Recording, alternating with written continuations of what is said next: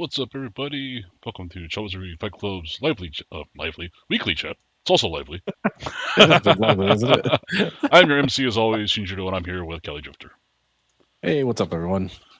What's shaking this week, man? ¿Qué pasó? Uh, Uh, well, we did what's it called? We did a lot of videos, yes, we did. which kind of like ruined our sleep schedules. Yeah, we were both kind of So, screwed up after that. yeah. So like my weekly Tuesday video didn't get uploaded because I was dead asleep that day on Monday night. A little peek behind the curtain for those who haven't heard us say this before, but we do tend to film our weekly long videos all at once. So we spend a day filming everything, and then we can them and release them kind of one after another. So, And what a day it was! oh yeah, It's guys, always fun doing all that stuff. you guys look forward to it too Monday. because we'll talk about it too. Um, we got some nice hits. We had some Very nice. pretty fun boxes that we opened up. Yep. I mean, there's some duds too. I mean, that's part of the hobby, right? No matter what, Yeah. whether you're collecting TCGs or baseball or whatever, you're gonna have some good ones. You got some bad ones, but we did pretty good for ourselves, I gotta say. Yeah, there was definitely some big surprises out of some stuff that we weren't expecting anything out of, and Yep, we were like, "Whoa!" exactly. So let's kick us off. Let's get started about this week's video here. Yes. This week, for those who've already seen it, because it released yesterday, we opened our first 2 of 6 boxes of Umamusume Weiss Schwarz booster boxes. Mm-hmm. You will notice that the kind of image and thumbnail are different than usual, and that's because, like a dumbass, I did not take pictures of the product before we filmed. So we are using stock photography and the power of Photoshop to make those thumbnails happen now. So Oh, hell, Photoshop. right. We did our first 2 boxes. There's a couple things you guys will also notice about the video. One is it's so much clearer. Oh yeah, The audio is so very much better. We actually we'll go on that. Well, let's talk about the video first. We'll talk about that the next slide. Yeah. So we had heard, or I had heard, that this series or this release was very hit heavy, and they weren't kidding. Bushiroad has made some changes to how they do things. They're kind of going the opposite of Tops, as we were joking about. Yeah. They're sort of compressing the releases. That is to say, the boxes have less packs now. It's 2 packs per box. Mm-hmm. The cases have shrunk from 24 boxes to 12. Mm-hmm. But the hit number has not decreased. So you're getting the same ratio of hits. Before it was 2 SPs per case. Now it's 1 SP per case. Because it's cut in half. But you're actually 2 less packs per box, and they've dropped the price accordingly. Now this for Tops, you'd get less hits, but the price would go up. Yeah. While also getting less product. Yeah. Would this be considered fan service? Kind of, yeah. I mean, it really would, And I have a suspicion that some people have speculated that this is a lot to do with them trying to compete in a increasingly crowded TCG market. Oh yeah, definitely. Before they had their niche and they were doing okay. But it's kind of funny because realistically they also compete with themselves. Yeah. Because they're also pushing, what was the other one? Union Arena. And Vanguard, Vanguard, and there's Card Fight Vanguard, and there's some other games too, and they do have like overlap. Like there's, for example, Umamusume has been released in I think this and Union Arena. Yeah. And with a special booster for I think Vanguard also. I mean, it's really weird. Like they would have it across all 3 of their games, but they're trying to maximize their license, I'm sure. So I can't really blame them for that, right? Yeah. So yeah, I mean, kudos to them for constantly or for making the effort to improve. I mean, we've said it many times on video, and we'll say it again. The quality of their cards has always been very good. We don't see foil lines. The foil work is immaculate. The cards themselves always come in great shape. They're thin but surprisingly rigid. They're very durable. Yeah. The finish is great. We don't really have a lot of misprints, misalignment, or any other printing issues. So we really enjoy opening their product, and plus, as we discovered, at least for the Umamusume set, it's like what, one rare per pack, and sometimes you get doubled up, so you get an additional SR super rare or double rare card. Yeah. And we also figured out how to tell if you're going to get a SP for autograph, but we'll discuss that in the next video or next time when we Hmm. actually do have one. Because you guys saw this video, we didn't get one, but we did get some sweet cards. So Yep. now, as this, we want to talk about the improvements we had made that is noticeable, and so take a mental image and just kind of look at the how this screenshot looks. Right, this is a screenshot of the video itself, Yeah. and compare that to this screenshot of one of our older videos. And you can see how Hey, my it's, hands are all washed out. yeah, more washed out. It's more blurry. Things are not in focus. Now, people are first going to think, oh, I mean, you guys must have bought a brand new camera. It looks awesome. No, it's actually the Nope. exact same camera. Read your instruction manuals, people. Yeah, that's really what came down. We read RTFM. We read the fucking manual instead of kind of me. So I will admit fault at first because I do have a background in photography, now actual film photography, um, and I'm also a Canon guy, right? Canon and Sony. Hmm. And so the camera we use is actually Kelly's camera, and it is a Nikon Z30. Yes, It's a because I'm a very nice Nikon camera. guy. It's a very nice camera, but I'm completely lost in those menus. You know, up is down, left is right. Things are in different places, and so I thought I was setting things up correctly, and I can't figure out why it's not doing what I want it to do, right? Hmm. And plus, I'm not. I really don't have much experience with video until we started doing these. I've mostly been a still photography guy, Yeah. and the still photography checks were not working. So went back to the drawing board, and like I said, I read the fucking manual, and when you came by, I'm like, you know what? Let me try all this stuff, and even just like us setting it up on the laptop, like we were like shocked. Yeah. All the problems we were have just vanished. Yep. It's crazy. It was kind of. It was literally crazy, dude. Yeah, like it was night and day. Let's go back and show them again. Like, see, compare this one To the previous one. to this one. Back and to the left. Yeah, so Yeah. you see the color is way better now. We're also using a Yeah. polarizing filter. Everything's in focus, and when you actually bring the cards up to the front, as you'll see in the videos, it now refocuses correctly instead of us having to manually refocus it every time. Yeah. So we got our aperture right, our light color is correct, we have a polarizing filter on, our focus zones are set correctly. I mean, it's really dumb in retrospect, like how simple it was. Yeah. Yeah. But at the same time, as we said, we film everything in bulk. So the Yeah. last, 10, 12 videos all looked washed out because we had filmed them all the same day with the same setup. Hmm. So now we're doing this. Additionally, we are doing a lot more post work on the videos before uploading. Hmm. So you'll notice I think it actually started with the live was the first time we started doing this with the current setup, which was on last Saturday, right? We opened the Yeah. Tots Chrome Platinum, Hmm. which was awesome. That was an awesome box. For those who didn't see it, we we went live because we were filming and the news had broken about Derek Scooble, Yeah. and we were talking about how like it's going to be really hard to film if we pull a Derek Scooble card and not say anything Yeah. because it's like we know when these videos are going to be canned, it could be a month before some of these come out, Yep. and we don't want to date the video and make it sound weird. Like, why are these guys talking about it a month later? Derek Scooble's already injured. Knock on Hmm. wood. Right. um, Totally. so we're like, you know what? Let's go live and get the giggles out, so to speak. Hmm. And it worked out great because we actually did pull a numbered Derek Scooble card.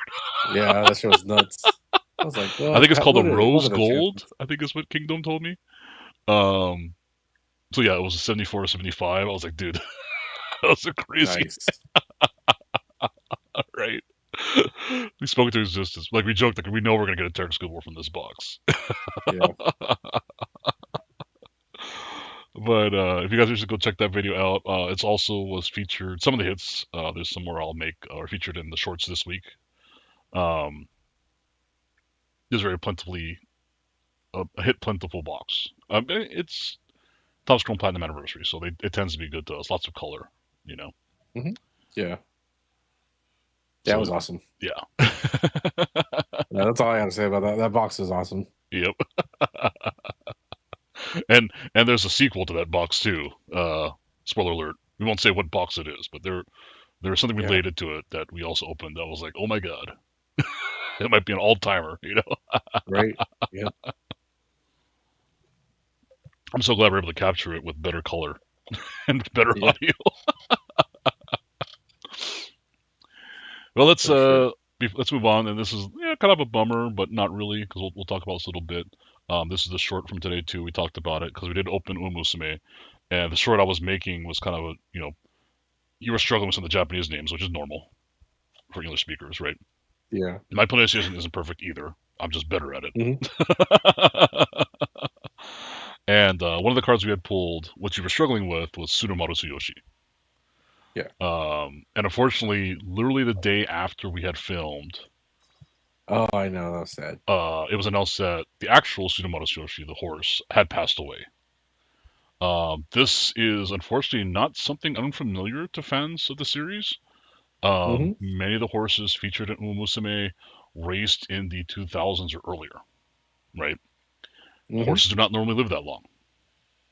Just even a well taken, cared for, non-injury ridden racehorse typically only lives about 25, maybe a little more than that in age, right? Yeah. 20 is about the average. Mhm. Um, Famously, during the I think it was like fourth or fifth episode of the original anime, the protagonist Special Week passed away.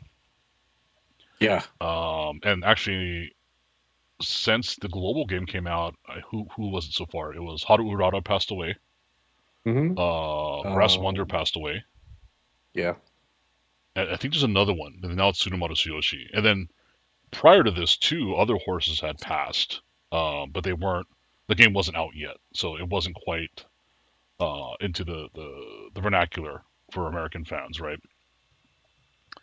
Yeah. But it is. Let's go to see what she looks like and he looks like together. It is interesting to me because I think this is what helps build the sort of dedicated fan base for the game and the series. Hmm. Is that it's based on real horses, and you kind of get hit in the gut every so often because, first of all, many of these horses pass away tragically, Yeah. as is a thing with race horses. Now, I know people have feelings about it and what have you, and I understand those feelings. We're kind of in the same boat, like we're you and me both cursing him about Baffert every day. Yeah. That guy needs to be arrested or something. Like he really needs to be investigated. I know he's rich and powerful, but that's no excuse. His record of horses being injured and having to be euthanized or dying on the racetrack is a little suspicious, right? Um, Hmm. but it's interesting because it brings that attention. The fan base has brought the attention to the sport, good and bad, right? Yeah. Because the game itself doesn't shy away from the stories. Now they don't make them as they don't die essentially, right? Because they don't want the characters to die. Hmm. But they still don't really avoid the topic. They kind of dance around it a little bit, but bad stuff still happens, and there's still a lot of tragedy and heartbreak and whatnot. Um, and I think the fans, having learned about the real lives of these horses and what they've gone through, and the dedication of some of the staff, and the kind of callousness of some of the owners and other staff members Yeah. over the years, has really, like, it's kind of like the thing where any reaction is good when it comes to online, right? Like Hmm. you can get likes and views by being popular, by being funny, or you could do it by just being a rage baiter.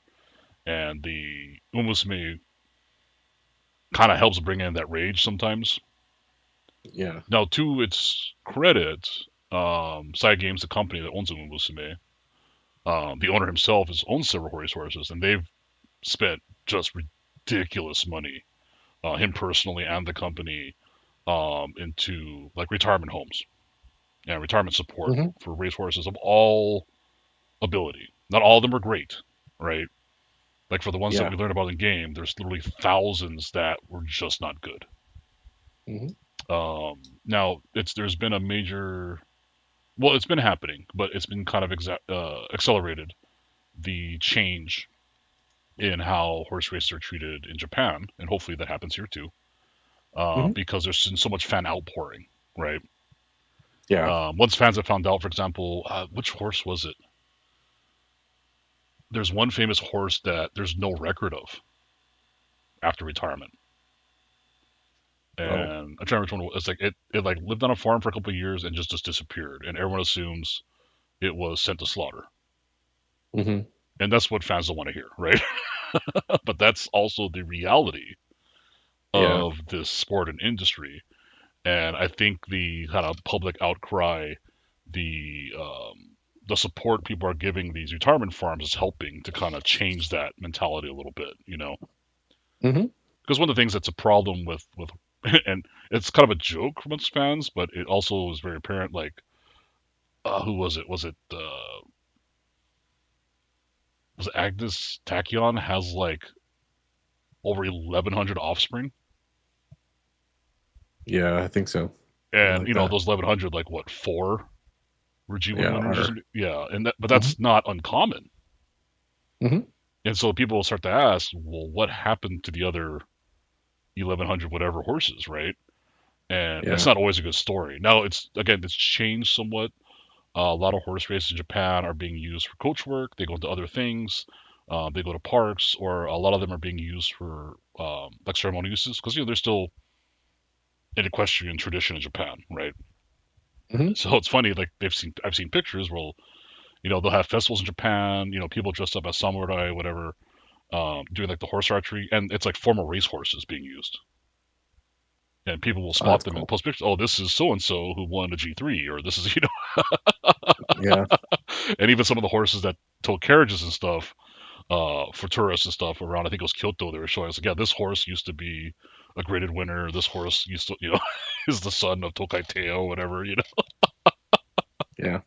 Well, So to put it into perspective, like the age, I think, what's it called? Because the other horse that you didn't, or that you forgot was Gentle Donna. Gentle Donna, that's right. She just passed too, Hmm. But so in just so people know the difference. So Gentle Donna was like 16, 17 years old. which is not Uh, unusual. yeah, Tsurumaru was 30 years old. 31. Yeah, Yeah. Tsurumasu was Oh yeah, 31. yeah, 30 or Yeah, 31. Yeah. he had a long, good life, Hmm. which is especially interesting considering his whole like history and his career is plagued with injury. The Yeah. character represents that too with her story, that she's essentially very fragile, like physically, right? The real horse is Hmm. the same way. Now, why? So, two things of note about Tsurumaru Tsuyoshi. Tsurumaru Tsuyoshi never won a G1. That's one of the few races in the game that had never won a graded one race. But it has beaten a lot of other G1 winners of what's called the Golden Generation, right? Yeah. Hmm. Which, to put it in perspective, the other members of her generation are Special Week, Grass Wonder, Okondo Pasa, Seiun Sky, King Halo, all G1 winners. Um, it's crazy, right? That's why it's called the Golden Generation. So Tsurumaru Tsuyoshi is probably the lesser of that generation, but not to be excluded, right? Yep. Because she beat a lot of them, or he beat a lot of them. Hmm. Maybe not in G1s. I think there's in a G2 or G3, but still won. Yeah. So that's why he's included. Someone pointed out that the only remaining horse left from that generation, which raced in the 90s, um, that's still alive, will probably never be included in the game because of his name. And that horse is named Air Jihad. There's nothing wrong with the Damn. ownership because the other air horses are in the game, Air Groove, etc. Right? Yeah.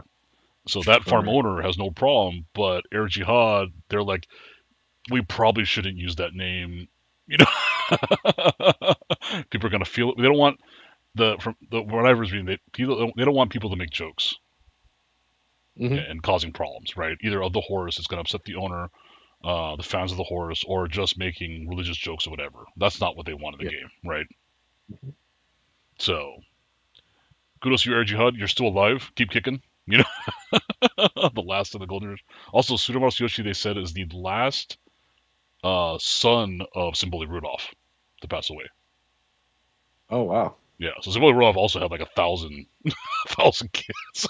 It's yeah.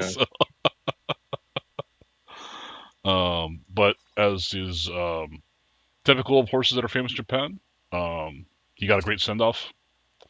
There's a stable. They're showing pictures. I think they already had the funeral, if I'm reading this correctly on Japanese Twitter. Interesting too that with a lot of them, beside the stable here, obviously he has his. I forget the actual name for him. It's that little thing that they. It's like a scarf or whatever they wear over them that has the name of the race they won. Oh uh-huh. But included is the character, Tsurumaru Tsuyoshi from Umamusume. Oh yeah. And there are multiple pictures from the farm. I can't remember the name of it. I'm sorry for forgetting. Um, they had him posing with the character and stuff, and like with other farms, they promoted it. People came by and visited and made donations to help keep the farm going. So supposedly, Takachiho, I think Ranch is where that.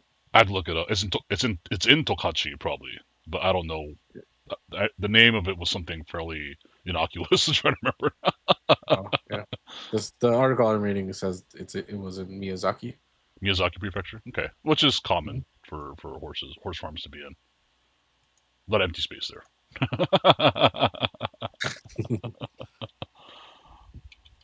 But rest in peace, Tsurumaru Tsuyoshi. Yep. I give credit to the game for um, giving Americans and everyone else a reason to remember these horses, and even in Japan too, right? Yeah. The golden generation is a big deal for horse racing fans of the past, not so much people now, because horse racing honestly was kind of in a decline for a long time. It is here too, right? Hmm. Everyone watches Kentucky Derby here the same reason everyone watches the Super Bowl. You don't really know what it is, but you just watch Yeah. Right. it. And I looked it up. It was at Yoshino Farm.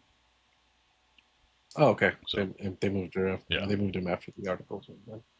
So yeah. Kudos to you. You're out there hanging out with the rest of them now. And since we're on the topic of Weiss Schwarz, we were kind of joking about this. I was thinking of what to do for Hobby Talk. I said, well, there's a lot of releases came out, and one of it is something important or relevant to our channel. So this is all Uh huh. the upcoming releases for Japan. Uh, Big Dream, Micro Wish Trials. This show is sketchy as hell. Or the manga was. I don't know if the show is. Salasora. Ozerlane again, which I don't know how that keeps going. Onichama Hoshimaya, another sketchy show. But what's important to us is Girls in Panzer, which is my favorite show, probably the last 30 years. Um, Yes. that's not Macross related, right? Or Patley. Yeah. I mean, it's still people in big mechanical things, though. So Yeah, it's just tanks instead of yeah. robots, right? Yeah. But it is funny that it's releasing now. What 14 years after the first season debuted? Yeah. And people online are joking about that too. Like they're gonna buy it, but they're like, yeah, but this should have come out like 12 years ago. Right. Now the series is still ongoing. That is, the movies are still ongoing. They've done some spin-offs, so I mean, it's not like it's dead. Like they had one season, that was it. So it's still continuing to Hmm. attract fans. It is weird that the timing though, like they're doing it now. Not when it was at its Right. peak. Peak popularity would probably have been after the first movie came out. You know, Yeah. but it is my favorite shows, and so I've done my due diligence, and I'm happy to tell anyone watching or any fans, I have purchased a case of the booster packs. I'm trying to currently source the trial decks.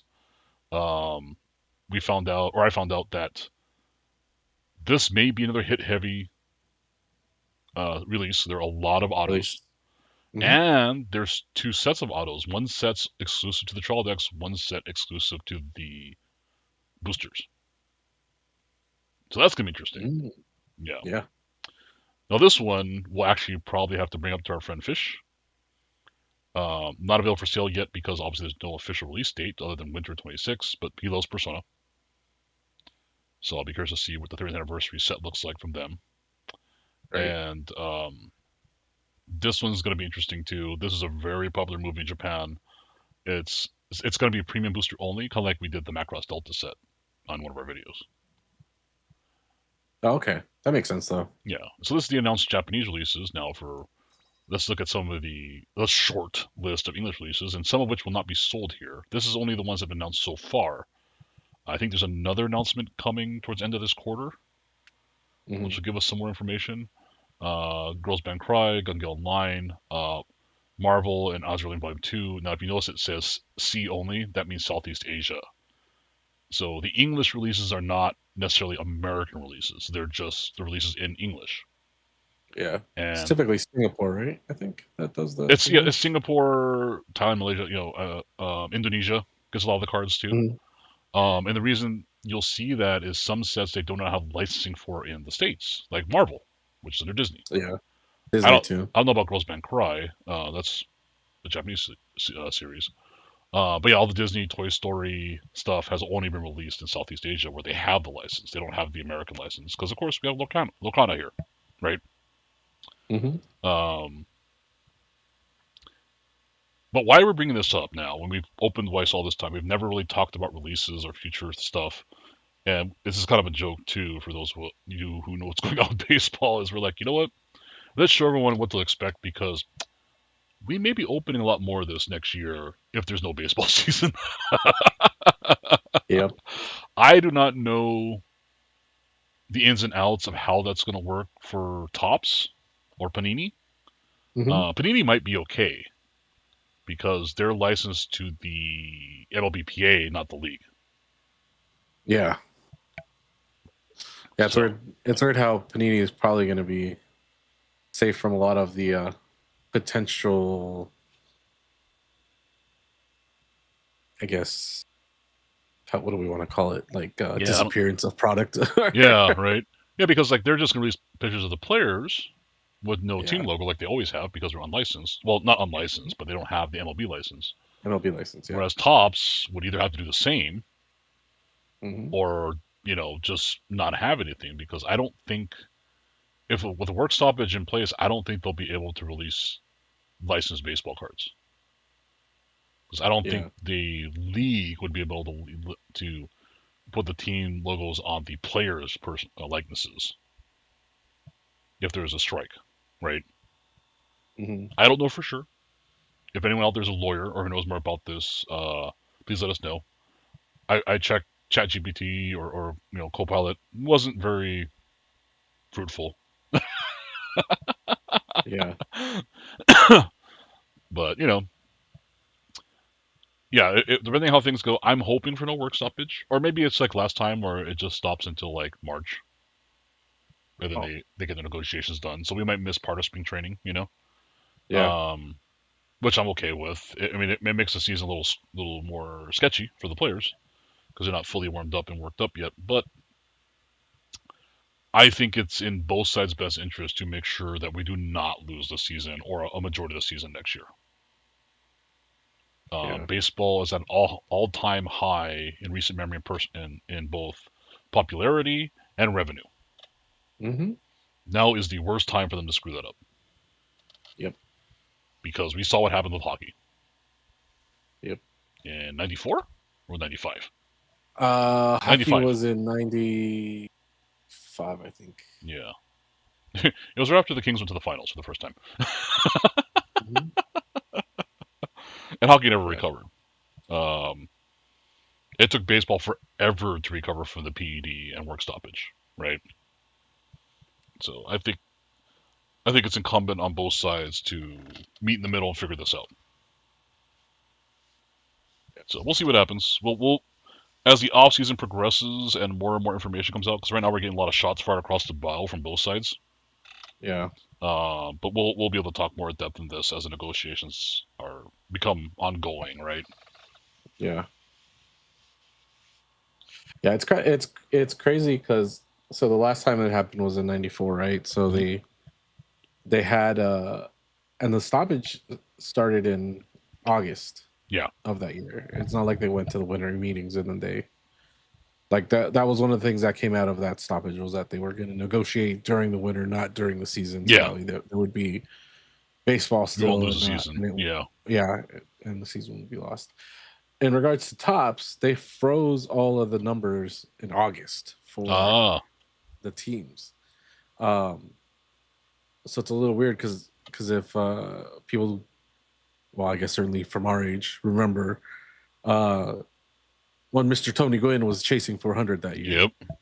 when the season ended, and so we never got to see the outcome of that season and the result of you know the possibility of history happening. Yep. Uh, then in '95, they blended um, the stats from 94 and they did like a weird cyber stat thing. Oh. Yeah. So it was like they're like, well, if this had happened, then this is where he would have actually ended up in had the season actually ended, and Yeah. put like a what if. It was like a what if kind Yeah. of inserts. So I mean, I would hate for them to do that again because that Yeah. was I would do. just dumb, and it was much easier to do it back then than now. Like Hmm. now they have to factor in war, B war, like all these other stats that weren't around Right. back then. Um, FIPX. yeah. So I mean, we'll see. Hopefully, like you said though, they don't go they don't go into strike because the resurgence in baseball with all their good moves that they've been making lately. Yep. Even though we've been, or at least I've been, kind of against some of them, like the pitching clock and uh, the ABS is a little bit iffy still. Yeah. but um but yeah, hopefully they don't. I mean, I guess that kind of emboldened the owners to like, oh, they're accepting of our changes, let's try to push it all the way, off the edge or whatever. Hmm. But it's funny, it's like I think, who was it, somebody was saying it's basically 28, it's 30 billionaires basically hating on each other Yeah. about spending money, and it's like It's 30 everybody just billionaires spend the money. versus like 400 millionaires. Yeah. So, Whatever the hell it is, yeah. Oh god. Yeah.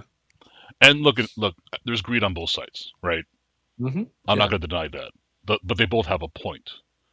I understand the business aspects of the ownership wanting to have a cap so that their salary numbers are always within an expected range, because that helps their Yeah. team valuations, which helps their ability to borrow against their team and potentially sell their team, right? hmm That's what it's about for them, is to increase their team. Now, your valuation is a crapshoot when any prospective buyer goes, well, I have no idea what your costs are next year, depending on your contract. It's very complicated to figure out, right?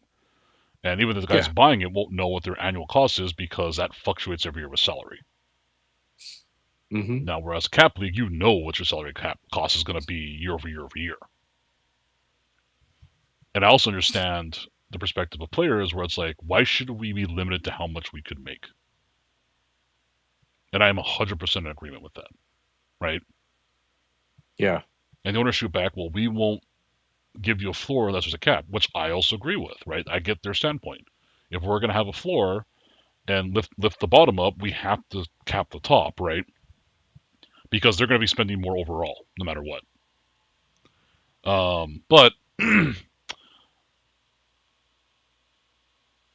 it's one of those things where the problem could have solved itself, and people go like, "Well, it's lazy to blame people." It's not really that lazy, because for me, and we'll move on after this because I don't spend way too much time on this. The part that I think people kind of overlook, and they go, "Well, you can't just expect the Pirates to spend like 30 million more dollars to compete with the Dodgers." That's not really the solution to me, or that's not going to fix the problem. What it is going to happen though is, let's say you do force teams to spend, right? hmm You increase the chances of all those players not being available for the Dodgers to buy or trade for. Yeah. That's the net of it. It's nothing to do with the raw value of payroll, right? It has, Hmm. for me, it has way more to do with, hey, look, you can't get a Mookie Betts in a trade because we've already locked him up, right? Or you can't go and grab Tyler Glasnow or Blake Snell or anyone else, right? Because they've been signed to their contracts because teams have to spend now. Yeah. If teams had spent and kept their homegrown talent, these free agents would not be available. Oh, for sure. Like, I think I've said this before, and I think you and me have talked about it. I am a fan of the lifer, right? Hmm. I am a huge fan of that. Clayton Kershaw being a lifer, the only other one who has a chance right now is probably Will Smith, right? Yeah. Um, but drafted by the team, become a superstar with that team, and they pay you and pay you and pay you to make sure you stay with that team ad infinitum until your arm falls off, which Kershaw pretty much did, right? That is Yep. such a rarity now in the era free agency and the era of moving salaries. And honestly, that Moneyball era made it really not a thing anymore because you're like, I'm not going to keep this aging superstar. I'm going to go for cheap, low value players, right? Hmm. Like Moneyballs have brought this whole thing on, really. Hmm. It's no longer about locking your guy up and he's yours for life, you know.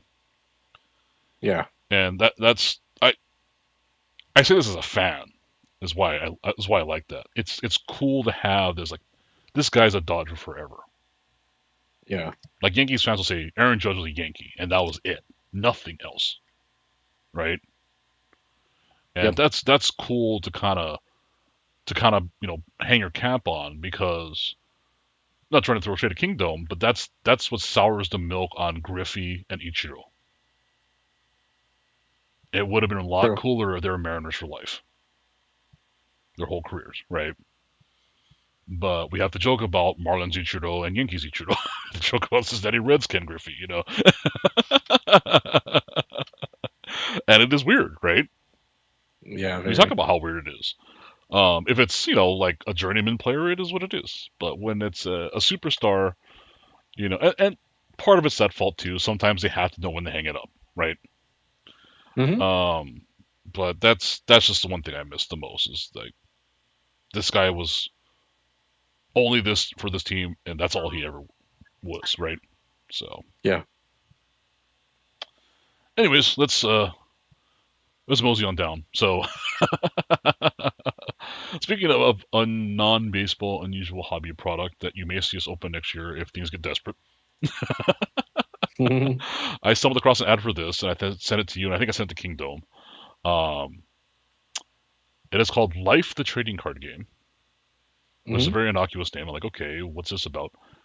Very interesting. So it is a animal trading card game, if you want to call it that. I haven't really looked too much into the game itself. The artwork is, or the photography is spectacular, though. Now, where this becomes interesting, and from a collecting and both a neat perspective, it is supported by the WWF, not the Wrestling Foundation, but the Wildlife Foundation. Yeah. And the numbered cards are actually numbered to the number of individuals known to exist for that endangered species. So, for example, this armor leopard here will be numbered of any number to 1,000 because there's an estimated 1,000 left in the wild. That's actually pretty cool and does bring attention to wildlife, right? And the hazards of Yeah. extinction. Um, Now, as a game, I don't know. I mean, I was on their website and they show the foils and the hollows. I mean, you could tell who designed this is very much in tune with trading cards and trading card games. Hmm. They use all the same logo, There's a hollow foil, there's a refractor, all that kind of good stuff. Hmm. Pretty interesting. I think the box that I showed was like $120, and it's guaranteed certain rarities of cards. I mean, it's cool. I don't know, as we like to say, I don't know if it's $120 cool. Right. But we'll see. But I just thought Hmm. that was something cool that kind of came up. Did you have a chance to kind of look at the website a little deeper? And I don't know, what do you think? Uh, like I'm very interested in the like the fact that they're all dependent on their actual number in Yeah, that's actual. pretty cool. Yeah, so I mean, it looks pretty interesting. I mean, it's very niche even within a niche Right? hobby. So yeah, it's a little like it's a little strange even for card collectors, but I think it would still make for cool chases. Yeah. But it kind of takes the sales out of a one of one sometimes. Yeah, right. Like, oh, like the literal memory of the last one on Earth. Yeah, like if So, like so. First of all, we missed out because the current one shows the current release is mammals. The previous one was birds. Like the birds release looked a lot more fun to me. Um, mhm. but again, if you're right, if there was like a reptiles version, they could have had Lonesome George. Well, he unfortunately passed, but he was one of one, right? Yeah. And like you said, it would be kind of a bummer to like, oh, I got this one of one card because there's only one left in the world. That's Hmm. kind of depressing, right? But you know, it's to bring attention to it, so I respect that. Um, I'll wait and see. You never know. We may pick one up. I mean, we've opened weirder stuff than this. Hmm. Looking at you, Golden Age. So cool, though. Bastard Golden Oh Age. god, we gotta get more. Spoiler alert: I will be buying more. I just don't know when. But yeah, if you guys want to check it out, it's called the Life TCG or trading card game. It's pretty interesting, even from just a collecting standpoint. They do sell individual cards or individual packs if you don't want to spill for the $120 for the hobby box. I don't know, it's called a hobby box, what collector's box, whatever it is. At least from what I've seen, I love the photography for the locations, which I guess are like lands in Magic. I don't know. Yeah, I'm not sure. Yeah, I'd have to The read real up the. places, obviously, as this picture shows, the Grand Canyon. Hmm. Artwork's pretty good too, so yeah, check it out. You know, it's a little something off the beaten path, and I recommend everyone check it out. Like I said, we may not be buying it immediately. You never know; they might have like a fish release, and we might be like, "Uh Yep. oh," or birds come back. You know, who knows, Very true. right? Yeah, it seems. Yeah, I mean, it seems like it's a simple game. It's basically Hmm. best stat wins. So, Yeah, I mean, you're not going to win a lot with duck-billed platypus or something. But if you go if you go up against like a black-footed ferret, you might win. right. I mean, No one so expects a black-footed booby. right. Oh yeah, yeah. 120 is not terrible for. Let's see, 360 cards, 36 packs, 10 Yeah, cards per. like the value's So not bad. yeah, Um, I just don't know what the. It is funny too that you can tell how they're positioning themselves because their front page is emblazoned like we're already graded and supported by like Tag, PSA, Beckett, etc. yeah, like And we'll talk about that later. But yeah, it's check it out. It's interesting. Definitely probably more of a thing for collectors and than people actually going to play this game, right? I think they're aware of that, yeah. just from the way they're marketing the cards. Speaking of collectors and cards, this one kind of stuck up on us. So Logofractor kind of came out of nowhere. Hmm. I guess not totally As unexpected because we expected to come in after Chrome, but there wasn't a lot of hoopla around it. yeah, So that's coming out. The pre-sales start on the 19th. We're not going to be personally buying any. We tend to not buy into Chrome because it's a lot of money. yep, And as we've stated before, this show is brought to you by our jobs. That's it. right. That's who sponsors this. Is our own hard work. Um, so yeah, I mean, but we are in I think Kingdom got some, so I am buying into his break. So we'll see. Hmm. Now, Logo Fractor is interesting because it essentially is Chrome, but with just more logos, as the name says. So you can kind of see them here. Yeah, You got like the little MLB Your Topps logo kind of like tiled in the background, and that's really what Logofractor is. Plus more color variations, things like that. They're kind of cool looking, to be honest. I like them. I get that they're not everyone's cup of tea, which is I think why some people don't buy into it. Now, if it was only team Logofractors, that'd be cool. Yeah. Like every Dodgers card had the Dodgers logo emblazoned across the back, right? Mm-hmm. That'd be kind of neat. dope. Yeah. Now they do have some like that, but not all of them are like that. So we'll see what happens. And so our next topic discussion, which is a contentious one, well, to some, not to us, because you and me are on the same page here. I'll let you kick this one off. All right. Because you brought this up to me. Yeah. So this is your fault. So, damn it. Damn this TCG talk. Right. So this week it was reported that Target is taking certain measures against scalpers. Its most extreme, as some people are seeing, is that they are actually cutting into the plastic wrap that's around the boxes. Now, after purchase, right? Like you buy it and then they like rip it in front of you or something, or they cut it off in front of you. Oh, so it's on the shelf open? It's on the shelf open. Oh, okay. Now, what I had heard was that they were doing it at checkout, so that's different. Well, maybe, I don't know. From what I've seen, they do a pre-stock. Ah, okay. And then they just put it out there so that people, and then you're like, oh, what the hell? But I mean, it could be store to store. So some stores could be doing it as you could be gleefully thinking that they didn't do it, and then you get to the checkout and they do it. Actually, that kind of makes more sense too, because I mean they have self checkout a lot of stores too. So yeah, so I'm sure that if it is a self checkout thing, then the machine probably flags it, and the attendant comes over and they slice into your box. Pulls out a switchblade. But I also saw, yeah. Take that, dirty scalper. Right. Stabby. Yeah. But I saw that they're also doing it for Target.com orders. Oh, really? So from the website too? So people are receiving it from the website already opened up. Ah. So yeah, people are up in arms because they're like, oh well, this is terrible for actual collectors. Blah blah blah blah. If you don't like the practice, don't buy from Target. Yeah. Go to Walmart. What, are you just collecting the boxes, not the cards? Is that who these people are talking about? So with Pokemon, so think of it like pre one of one being found in like Chrome, right? There's a lot of speculation.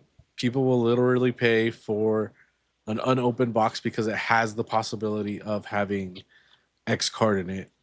And since Pokemon isn't numbered, the value tends to stay high. Yeah. So and then it basically depends on how many times the set gets printed and how often it gets printed. We have a slide about that too, but you also brought that up. Yeah. Which I wasn't aware of. Yeah. So people, what they do is they buy these trainer boxes basically, which are like $120, and they put them in an acrylic case, and then they sell them to either a card shop or they sell them through Facebook Marketplace, but like crazy marked up, like 600% markup sometimes. Jesus. And yeah, it's like people are like, what the fuck? But they buy them. People buy them because they know they don't lose their value. And so Target taking this step to like actually make it so that people can't resell them, like, because the fact of the matter is that there'll be people waiting in line at Targets before it opens. I've seen those videos. Yeah, and they have to be like, we're not getting any product in today. Go home. Yeah. Or if they do have product in that was stocked overnight, they have to be like, okay, we're only going to take 2 people over per time.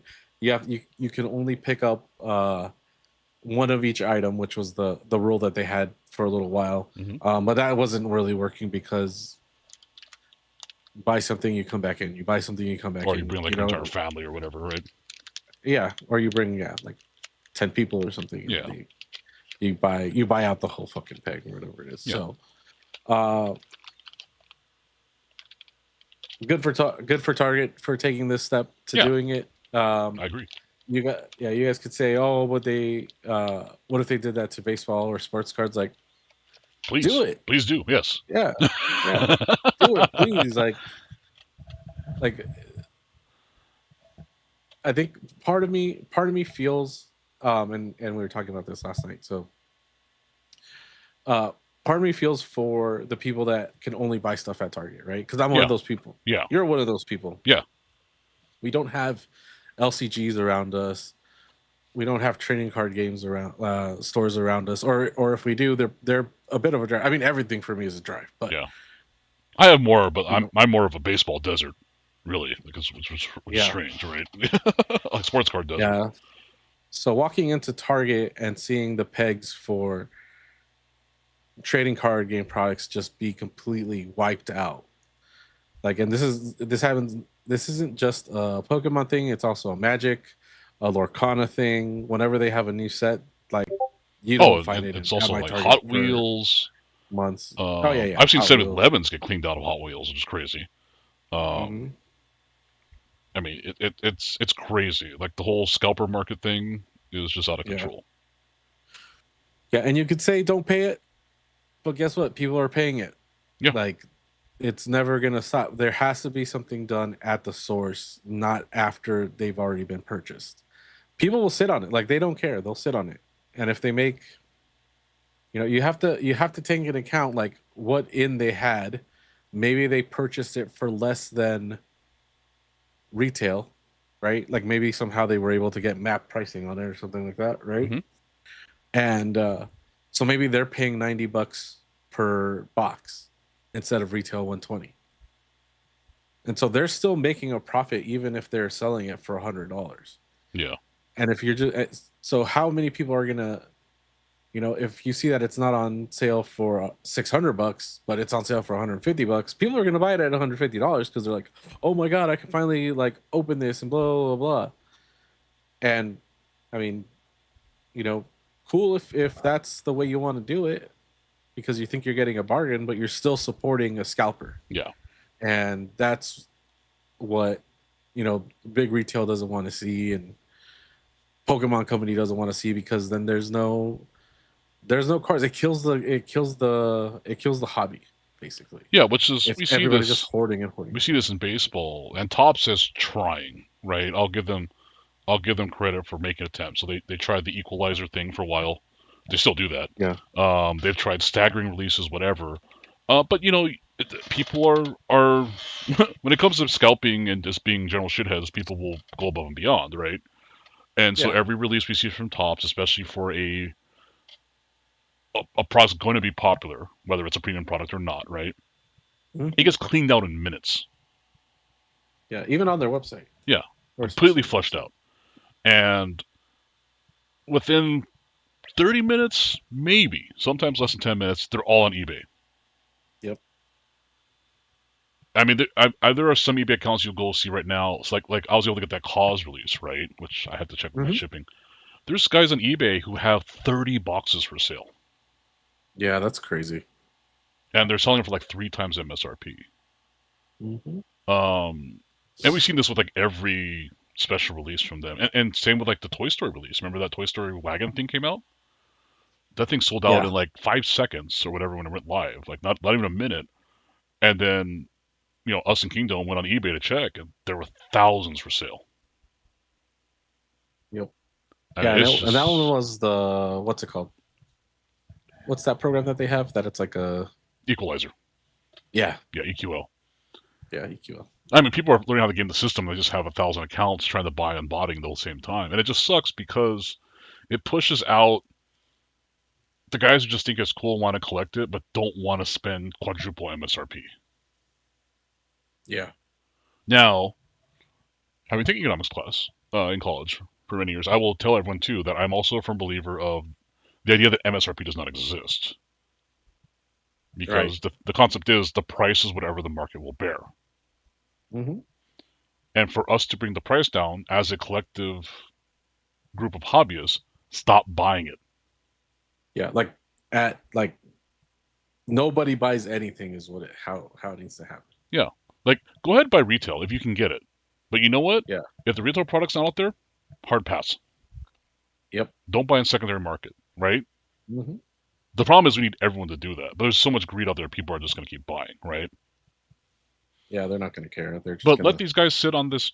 They spend thousands of dollars on Pokemon cards. Let them sit on it, Mm-hmm. right? Who cares? Same with baseball cards. I mean, the only thing I buy secondary market for baseball cards is stuff that's like old. Because you can't get it Yeah, stuff anymore, that's right? out of print. Yeah, Mm-hmm. so it's out of print, it hasn't been available for a while. I'll look at that. But, like the Topps Chrome Platinum Hobby or Platinum Anniversary Hobby box is great. I was like, well, I wouldn't mind buying another one, but it's like, but yeah, it's only secondary market now, so no, I'm okay, right? Like I'm not gonna go out there because I bought mine from Topps. Just so Yeah. everyone knows, all of our product that's Topps product is pretty much MSRP from Topps, right? We're not out there buying Mm-hmm. secondary market stuff unless it's old product. Same for Panini, anything else we open. We're trying to buy it from LCSs if we can. We're trying not to play scalper prices, right? Yeah. Also, shout out to all the crappy LCSs out there that are the ones who clean out targets. So you know about that too, right? Yeah. Yeah, those guys are. But that's also partly Topps' fault because their retail affiliate program is terrible. Anyways, Yeah. um, let me go to the other secondary slide here for the Pokemon thing. But yeah, I mean, if no one buys it, it's not a problem, right? Mm-hmm. But everyone's thinking they've got the secret to getting rich. Yeah. Or they think like, oh my god, I got a good deal, and they Yeah, don't. Like a lot of the problem too is that it's a lot of FOMO. yeah, So when you see that price pop up at lower than scalper pricing from a scalper who's like finally like, okay, I can't hold this until the market corrects. Let me yeah. I'm already. I gotta try pay to get rent. rid of this. You know. Yeah. Um, the problem then becomes, that you're buying back into that scalping price, regardless of how high it is, or Mhm. because they don't care if they sit on it. Like there's a couple pictures of dudes that had bought out like some Pokemon cards, and they made literal thrones of the product that they had, and they're literally gonna sit on it. Yeah. And they're like, well, we don't care because once this reprint is done and whatever is next or whatever blah blah blah gets finished, then I'll start selling them again, and people will pay whatever because then it'll be scarce. And it's like, well, just don't ever buy into the reprint. Mhm. Don't buy like it, and especially with Pokemon, it doesn't matter. They're not numbered. They're There's not marked or no, anything, right? yeah, Yeah. like they might have a printing date, but nobody's gonna look at that.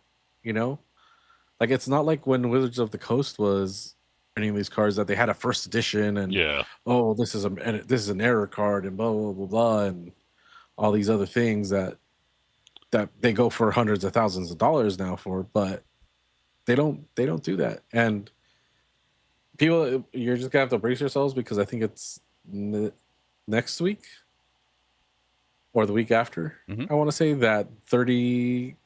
I think it's 30th anniversary comes out or Ah. 35th anniversary. I forget but it's like it's a bunch of reprints with a Mhm. special logo on them, Hmm. and people are gonna. So that one is one of those ones where it's like, oh, okay, so this was from this collection that came out to celebrate the trading card games anniversary. Mhm. And so those are really the only ones that may have anything that have dated or marked special Oh, okay. because of that. But other than that, like if you guys are buying Destined Rivals or I don't know anything else that's come out, Prismatic Evolution, something like that, those are being reprinted. They'll get to them. Don't worry. Don't buy into the scalpers, regardless of how much they And they drop their if price. you're buying to play the actual game, which seems to be fewer and fewer people, right? Yeah, Just buy singles. yeah, Don't buy yeah. open box. Fill out your deck that way. Yeah, just buy the cards you need. At least someone opened the box. Yeah. I mean, it makes it cheaper for you to do it that Oh way yeah. too. But so, I mean, and then if you if you win at your local tournaments and you qualify for districts and worlds, which is coming up as well, Hmm. like the winner gets a special deck. Like the Oh, winner really? gets an Oh, actual that's print. cool. Yeah, it says like Pokemon World. There's a special stamp, and then Hmm. it's a special card that the overall winner gets essentially Oh, nice. for the age group and stuff like that. Yeah, so super cool. But get into the game. Like if you guys want actual rare cards, get into the game. Well, again, if you want to invest in cars, which is first of all a terrible idea. Very. Investing in collectibles of any kind is always a bad idea. We didn't. I didn't put in the slideshow because I didn't have like a good screenshot to take for it. But like you sent Uh it huh. to me, like they're talking about like the value of Wander Franco cards. Oh yeah, yeah. Wander Franco, That was his rookie auto sold for like 5,000 when it was last sold, and then now it's a $100 card, which I'm actually mm-hmm. surprised is even a $100 card. Yeah. But I tell people, I mean, that's the volatility of collectibles because it's only expensive while it's a fad or that guy's good. Yeah. We told one of our close friends, like he was, he's got a pretty sizable stash of Otani cards, autographs, things like that. And he's like, when would be a good time to sell? I said, well, I mean, now's not bad because he's really popular, right? Mm-hmm. I said, but that's the gamble you take because you don't know he might murder someone tomorrow. Yeah. And his cards won't become worthless, but they will definitely drop in value, right? Yeah. Or towards his twilight years when he starts to suck, people will stop to like look at Mike Trout. Yeah. Mike Trout was the hottest card in baseball for a long time. Mm-hmm. It's still a popular card, but he's not commanding anywhere near the value he used to. Yeah. We'll see the same thing with Aaron Judge as you get closer to retirement, and then when he retires, the price spikes up, and then it'll fade because people forget, and then they go to Hall of Fame and the price spikes up again. Yep. So, if you really want to focus all that time and energy on doing speculation, then go for it. I mean, if it's a hobby, fine, but don't make it a life. Don't revolve your life around it or bank on your retirement for this kind of stuff, right? We've Yeah. seen so many trends come and go. And I say this as someone who's also been involved in selling a lot of collectibles, right? I had a bunch of businesses. Mm-hmm. I did model cars, I did animation sales, high end stuff. You never know, all kinds of stuff. And again, the market ebbs and flows. It's not recommended as an investment piece because really long term, if you're lucky, you'll hedge against inflation, Yeah. right? That's about it. That's why even gold is technically a bad investment because the sell and Yeah. buy price, you lose so much buying and selling that most of the time you net out having just adjusted for inflation. So you didn't Mm-hmm. gain or lose anything, but Yeah. you know you Just could made enough to cover you could do the same thing with the a high yield change. savings account. Right. Sock more money in your 401k, you lower your tax burden, and you're going to end up doubling your money every 10 years, right? Mm-hmm. It sounds boring waiting 10 years, but it's I don't say it's guaranteed, Yeah. but it's damn near certain. Unless Yeah. It's pretty close to yeah, guaranteed. unless America collapses. True. True. Take that for what you will. Yeah, so anyone out there looking to invest in collectibles, don't do it. Mm-hmm. or do it knowing that you could just lose that money. You could spend Yeah. like you can be the guy who spent how many millions of dollars to buy that dual logo man Otani, right? Yeah. And he spent millions and millions of dollars on this thing, and then like I said, tomorrow Otani could murder somebody. Mm-hmm. It's like congratulations, you just lost half your value at least. Yeah. Assuming, and again, your cards aren't worth anything until you actually sell them. Yeah. That's the net. We're Like holding it. like the minifigs or bricks and minifigs fiasco kind of taught everyone that. Yep. It doesn't matter what you think your collection is or what people are buying it for if you have not sold it yet. Mm-hmm.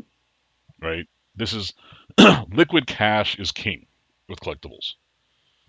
Frozen Yeah. assets like that are volatile, you could lose it in a fire. You could lose it through a sketchy deal with a quote unquote trusted retailer, right? On a consignment sale like bricks and minifigs. You never know. Until cash is in hand, you haven't made anything. You're just losing money. So you'll be much happier, like we are, not even worrying about it. Like, of course, we keep track Very of true. value, going, it's cool that this card could be worth this if I ever sold it, but I'm not going to sell it. You know, Yep. this is what it is. Let's Yeah. look at some. Sometimes, Oh, yeah, good. Sorry. yeah. Sometimes the fun is just in speculating. Like, oh, if I sold it right now, I could make X amount. Hmm. But if it's part of your personal collection, then I mean that's Yeah. part of your Well, your that's kind of Pokemon the or your appeal personal of collection. speculating on rookies too, right? Oh yeah, 100%. You buy some rookie cards, like, oh, I hope this guy makes it, and then sometimes they don't. Sometimes they do, right? So you either lose money or you might make a little bit of money if you sell it again. For me, Yep. the rookie speculation, at least for Dodgers and Angels, is more like, hey, I have his card, before he became popular. That's cool. Like, I don't care that it's worth more now. It's just like, I'm glad I got it while I could afford it. Yeah. you know. So here's another thing I popped up. In Japan, they were also doing this at the Pokemon centers. They're cutting the corners off the packs. Hmm. So that was something else they were doing to kind of mitigate scalpers. Yeah. Now they showed the corners. I've also seen them cut completely open, and I've also seen one where they, I've also seen videos of them where they make the buyer open the pack at the register, Yeah. go through the cards, and then they give you a little envelope to put them in or something. Hmm. So again, because Pokemon Center will sell packs to anybody because they're target. Everyone buys packs, right? It's to promote the game, not scalpers. Yeah. They're not there to promote scalpers. They're to promote the game.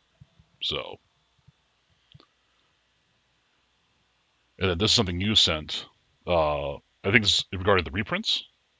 Yeah. So it's like I said before. So they're reprinting the sets. Like, so don't, if you missed out on Destin Rivals, which is basically the Team Rocket set, uh like, don't worry about it. They're reprinting them. I think the retailers are already receiving them, so Hmm. you should see them on shelves pretty soon. Hopefully you can go in and get some. Unfortunately, that's one of those things where it's like a Wednesday in the morning that you have Oh. to go in and get them. So right now everybody's kind of like going back to school and everything, but because of the reprint and the nature of the scalping, there have been some slight dips in the collection of them, Hmm. which is kind of funny because it's affecting a lot of high-end cards. Some of them are not being affected as much as others. Hmm. Everything's like around 1% or less, so it's not that big of a drop, but it's still enough. It's a significant drop from where it was like a few months ago, where it like Ah. might have been like 700 for Team Rocket's Mewtwo or something like that, and Hmm. now it's at like 550 or something like Oh, that. okay. So hopefully we see that it starts coming down more. Obviously the people that bought into these cards while they were high, they were probably high themselves, or they have a lot of money and they don't care, Hmm. and they wanted the first go around. I mean, if anybody's like kind of wanting, like, well, comparative to what, so this is kind of like the sneaker uh fad that was happening, I guess for like the last 30 years essentially, Hmm. where the game wasn't to get the sneaker, right? Sometimes those sneakers get released later on as a general release, but what will happen sometimes is that Nike, to build up the hype for them in the general population, Hmm. will release some early, like, 1 year, 2 years early, and then you know that price will skyrocket because only a certain number of pairs got out before they started putting them into general releases. So the panda dunks were uh, one of those releases where it happened, where I think there Hmm. was only like 500, and it's like the simplest colorway. It's black and white, right? It's literally a black and white shoe, and they released it, and they were going for like $300-400 easily on the secondary market. And well, when it released, it was like I think it was like a 75 or $100 shoe. Oh. And so just because of the amount of uh pairs that they released, that's how it exploded. But that was also the beginning of the scalpers seeing like, oh, some of these you can make a lot of money with some of these shoes, and people will pay a lot for these shoes. And I'm not saying that it wasn't a thing before then, because there was certainly botters and stuff like that were Yeah. trying to get onto these short releases.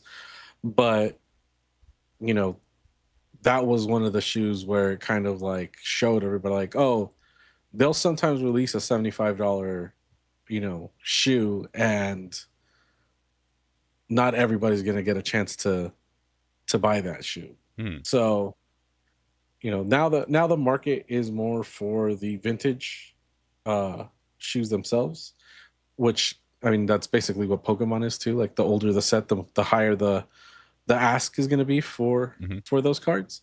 And yeah, I mean, it's just the life cycle of some of these hobbies. Like, people like don't realize that once these scalpers come in, it's kind of the downfall of it's the downward slope of it. Oh. So hopefully people will still be able to play. I mean, I'm sure they will. I mean, it's a Pokemon is a. I'm not gonna say it's it's too big to die, right? Well, I mean, We that's what we don't we thought don't about Beanie we don't Babies, right? yeah, we don't say we don't we don't have things that are like that anymore, right? The Boo Boos. Yeah. So Funkos. mhm. Was it Stearns and Bear or something? Yeah, Baron Stearns. Yeah, we're gonna ride this wave Yeah. forever. Nope. I have all this Enron stock. I'm gonna be rich. Damn it. Wander Franco for life. Yep. Damn it. um so yeah, I mean, like I said, Worlds is coming up. It's in San Francisco, so hopefully we get some good news from the Pokemon company there, and the trading card game, and what we're going to see in the future, and hopefully they can stave off you know scalpers a little while longer, maybe up their printing of these sets. um it's still a huge problem even with reprints, so maybe just like a constant printing, or, I mean, I don't know, create some jobs and print more cards, basically. Uh, uh but yeah, but I mean, speaking of General collector potential shittiness. shenanigans, essential shenanigans, right? Yeah, we kind of touched on this last week. More information came out as to more of the specifics of the lawsuit. Mm-hmm. Um, so this is an individual person suing. Now, this is not.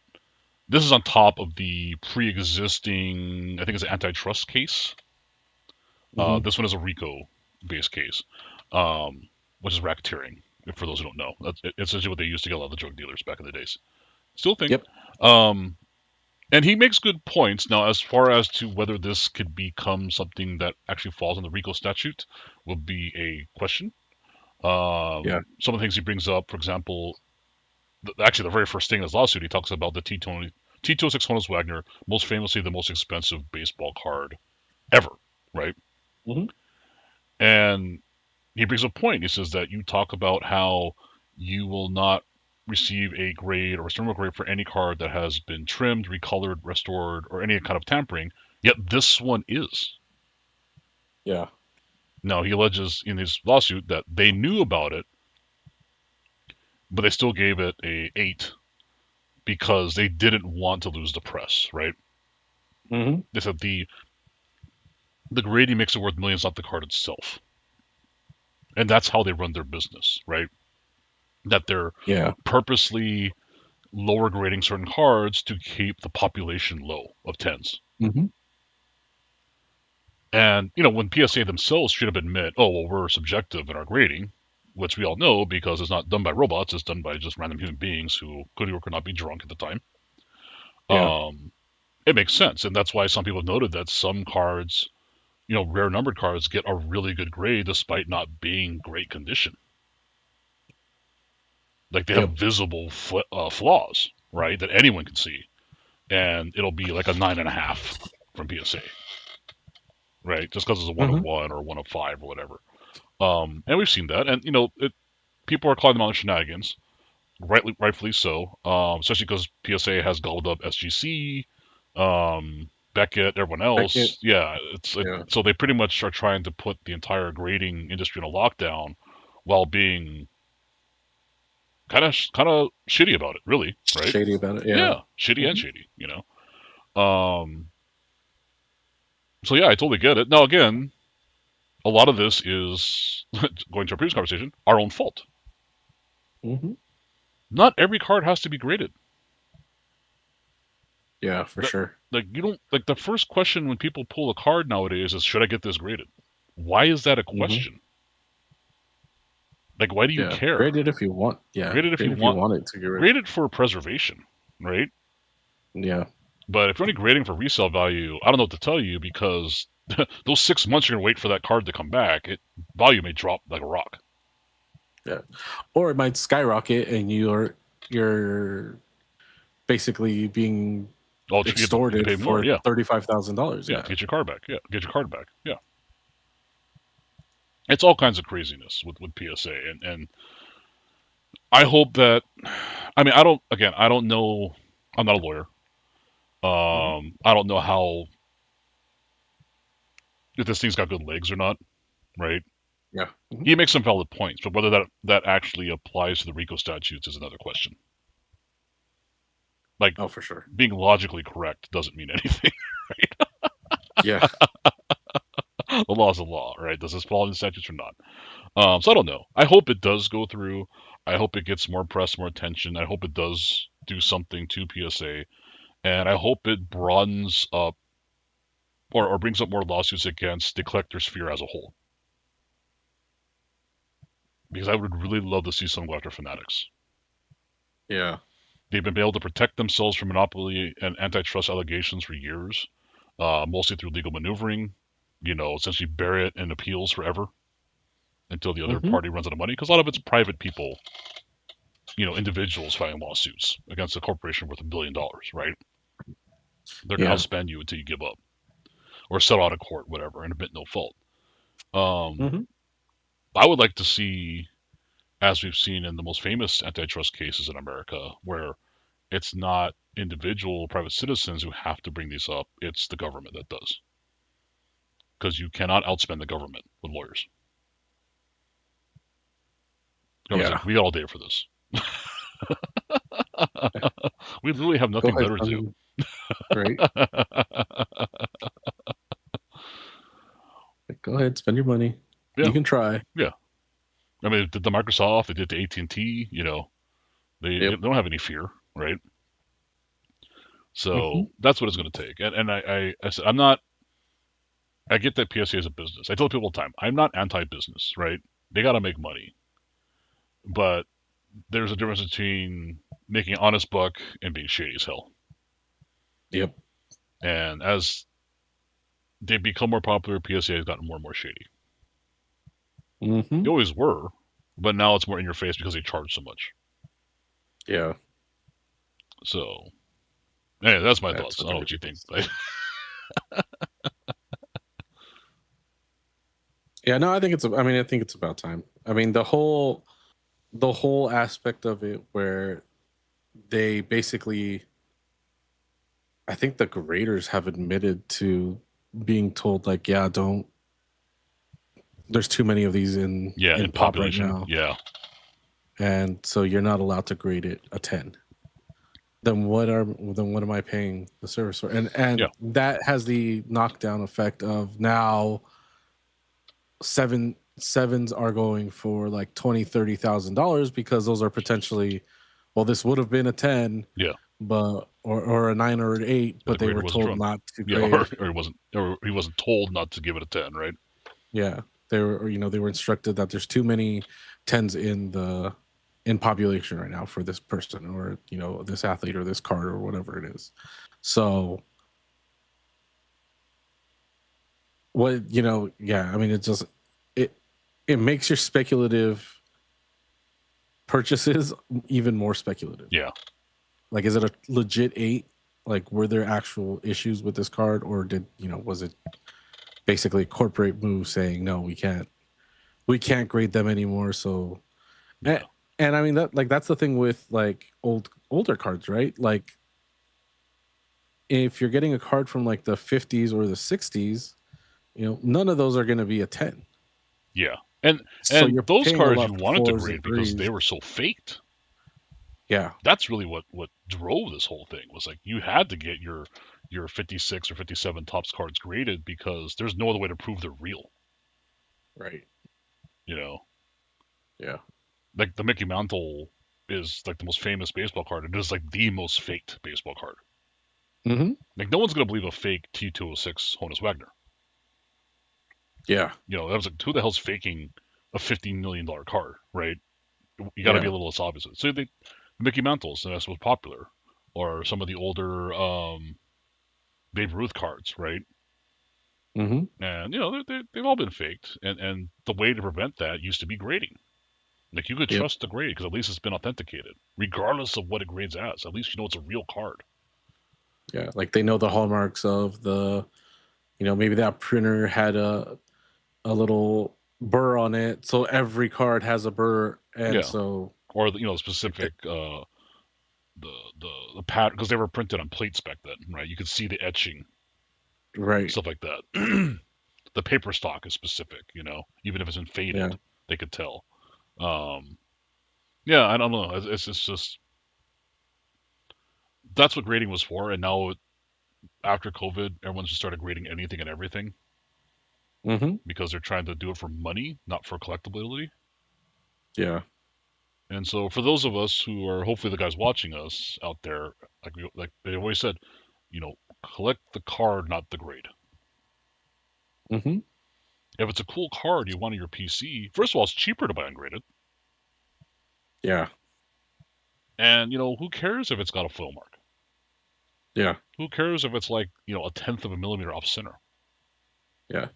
Sometimes it's about the story of how you got that card. Yeah, Right? Like, oh, this is the first time I went to the national, and so I decided to buy something, and I know I probably paid a little bit more just because it was at the national, but hmm I got my essentially my grill, yeah.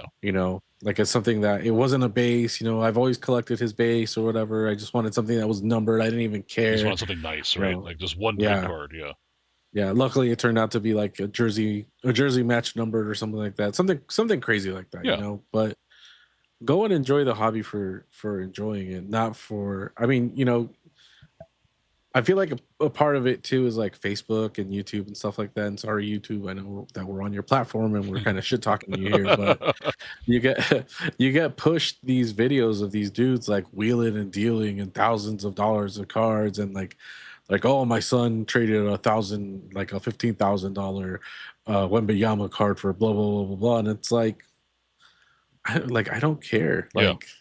Well, I mean, Like the very fact I that know the you. like the sports card investor channel even exists Yeah, like is I is know you in its have own money. problem. Like Yeah, I don't give a shit about that. Like I find when the investor channels do more of like their like this is the business and this is how we're how we're doing the business. Like when hmm they were when this specific channel that I watched was setting up their shop, like their home shop essentially. hmm Um like I found that way more fascinating than the stupid like cards that he would trade and do all this other stuff yeah. for. Like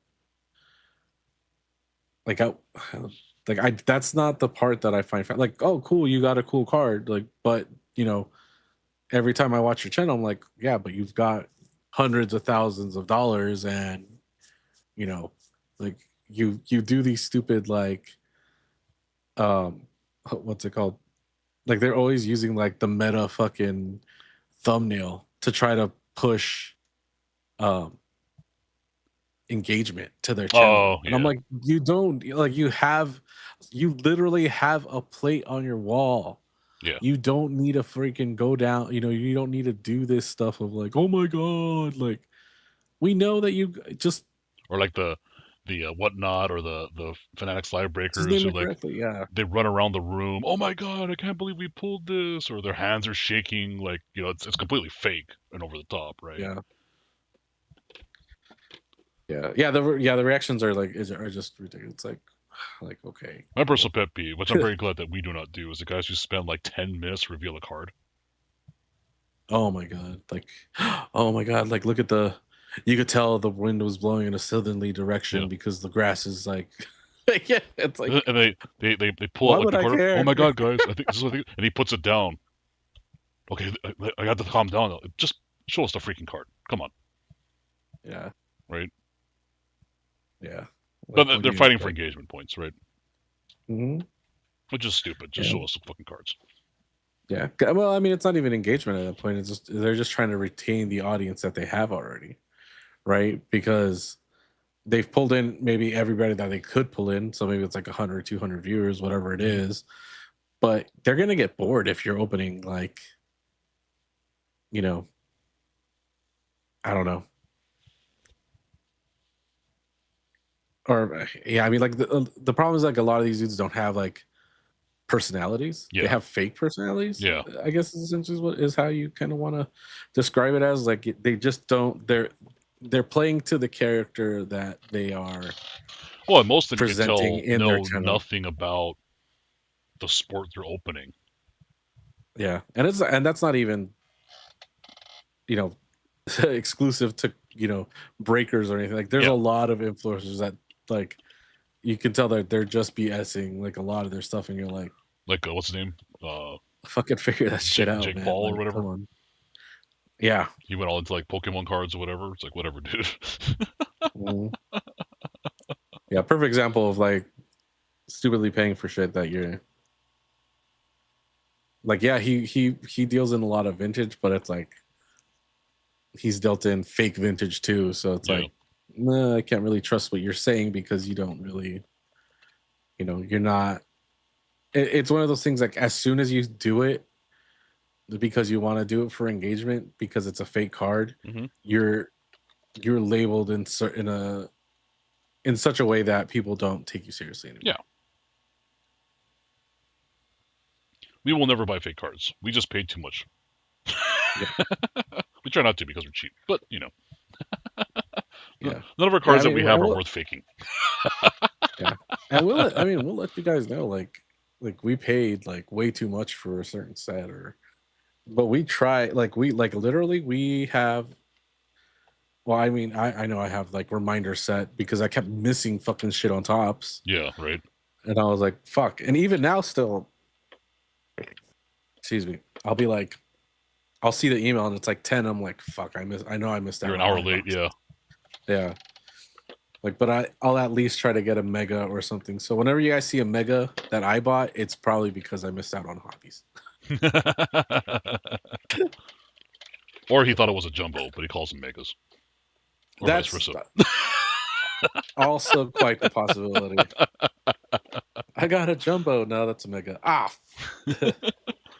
mother. One day you'll get it all straightened out.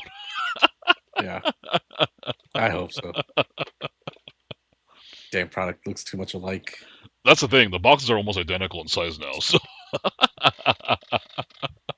they used to be pretty different. Yeah. Well, let's move on. Let's keep this ball rolling. This one you sent me. This is just funny. So for those who have listened to us for a while, know that we like VTubers, mostly whole life. So we don't really follow Phase Connect as much. But this is hilarious when you sent this to me. Yeah. So That this was is good, some dude. fan art from Matador64. I guess someone commissioned this. I don't know. Yeah, somebody commissioned it. It is Mari and Pipa from Phase Connect performing one of the most famous, or probably the most famous scenes in baseball ever, Yeah. which is Nolan Ryan just taking it to Robin Ventura. Hmm. Now I don't know what their relationship is to each other that warrants this picture, as far as Pipa and Mari, but I was Yeah. dying when I saw it because like I saw it, I knew exactly what it was. Right. It didn't As even soon as take. I saw it, too, I was like, oh, I gotta send this over to Yeah, Shizuru. it didn't even have to have like the team logos on it for me to know what it was. Oh yeah, I was like, I guarantee he could tell just from the preview. Also, And the preview, mind you, the preview is only like the top eighth of the picture. yeah, and also, attention to detail, knuckle out. Right. That's attention to detail. That's because that's how we did it. Yep. That middle finger sticking out, We were there, people. right? God, beautiful. All right, now that we've lightened up, let's move on. Not really spicy topics. Let's talk. Let's get hot.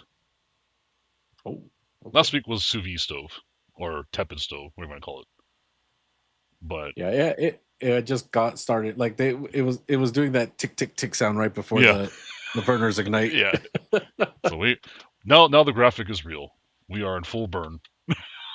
Yep. Well, even though it's over now, but we got the full hot like the sun hot stove.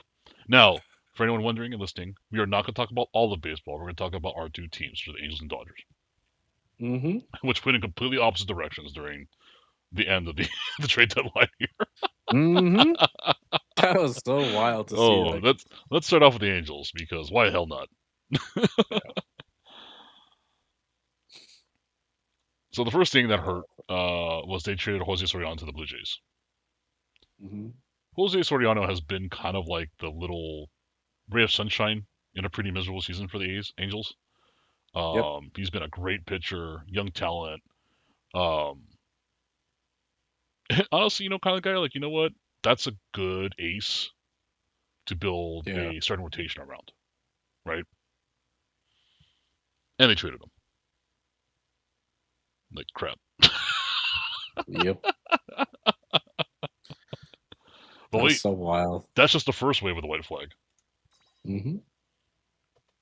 I'm like, well, I mean, they still got some other pieces. Now we're gonna trade them too. Joe Adell traded to the Guardians. Yeah. Now, That one hurt a little bit not more. that Joe Adell's a superstar, right? Like he's Mm-hmm. not an amazing player. He's good enough, right? He's above average. He's exciting to Yeah. watch.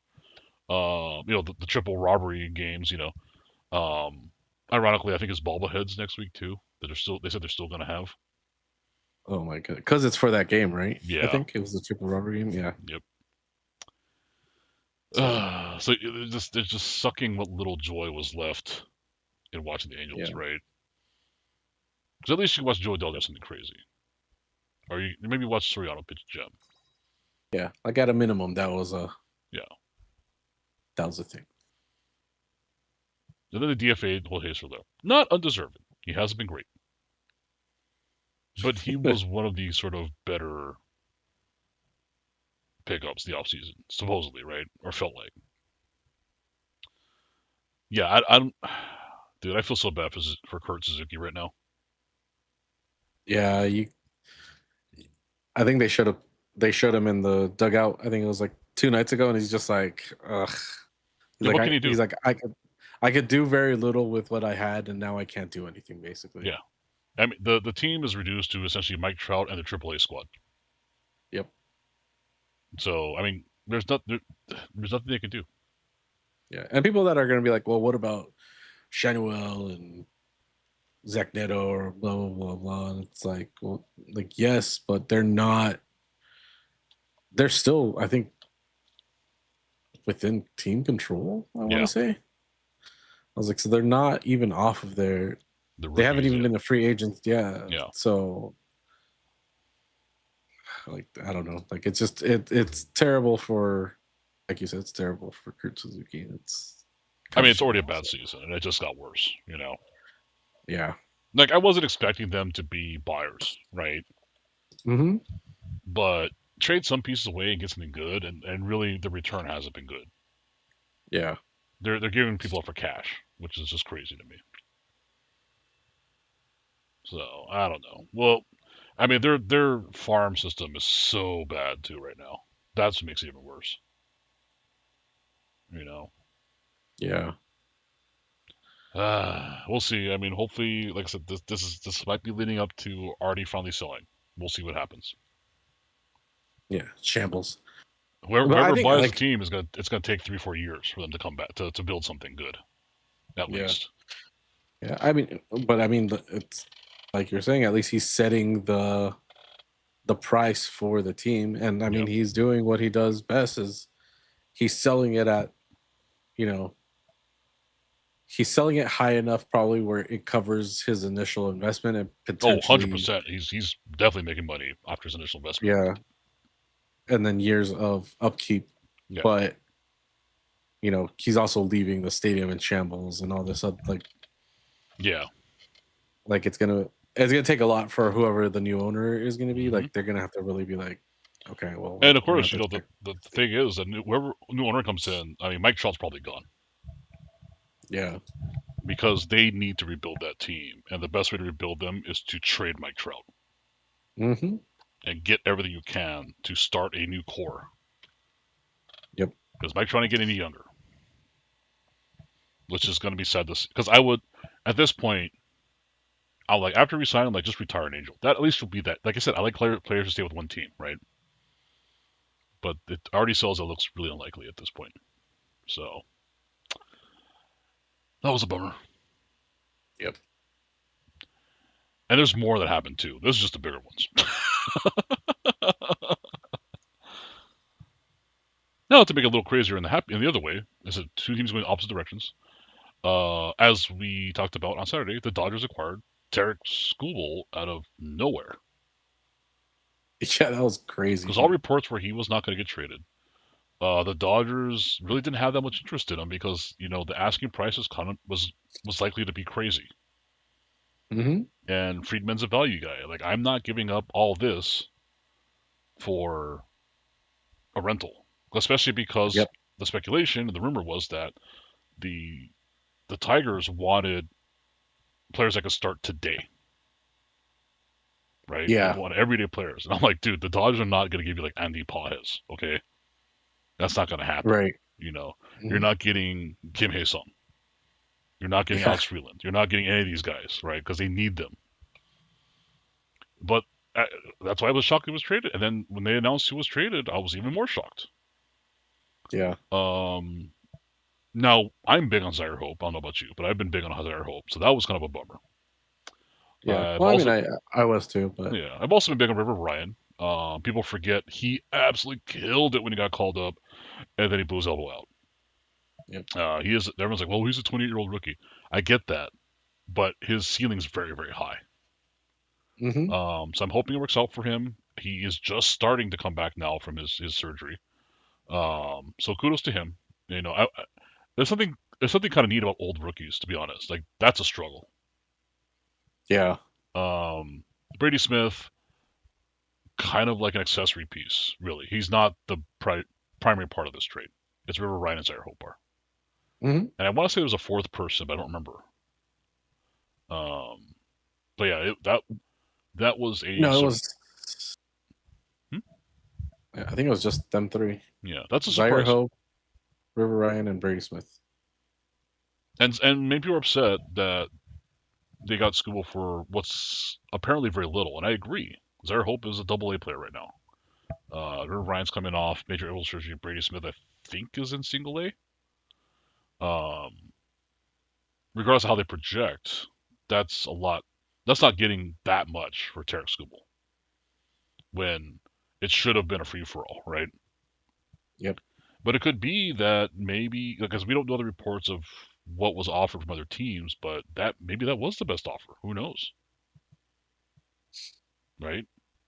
Yeah. Maybe other teams are just not wanting to take that step, which I can understand because he's also coming off injury and he's a Mm-hmm. rental, you know. Yeah. But you can't blame money on this one. Yeah. This is just where we wanted to give out the most prospects, and apparently it was Dodgers this time. Yeah. So Yeah, which is weird for owners that are going into the trade talking about, oh, we're gonna get rid of the draft and we're gonna get, oh yeah, we're gonna downsize the minor leagues and blah blah blah. Like a lot of their moves are counter to what they've been proposing yeah, for the winter talk. So it's like just be straightforward. Like we know that they want to court, public opinion for whatever decision is made. hmm Because they would prefer to have that salary cap and floor in place, and so they can make wider profits on what you know on basically just teams. hmm And then who knows when it would actually go into place. Like it wouldn't start next season, maybe in 28 or something, like, yeah, because there's too many contracts, right? Like they would have to look at the last whoever signed the longest contract was, like whose contract goes until what year, and then kind of do it based off of that, and then I think it would be Soto right now, right? like just yes or no, Connor Griffin, I think, How long signed was one that was how long was his? slightly long. Uh,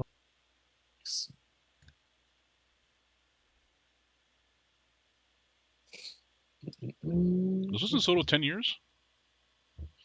Soto was 10 years. He signed his when 25, I think, or 24. 24, I 25, think. right? Yeah.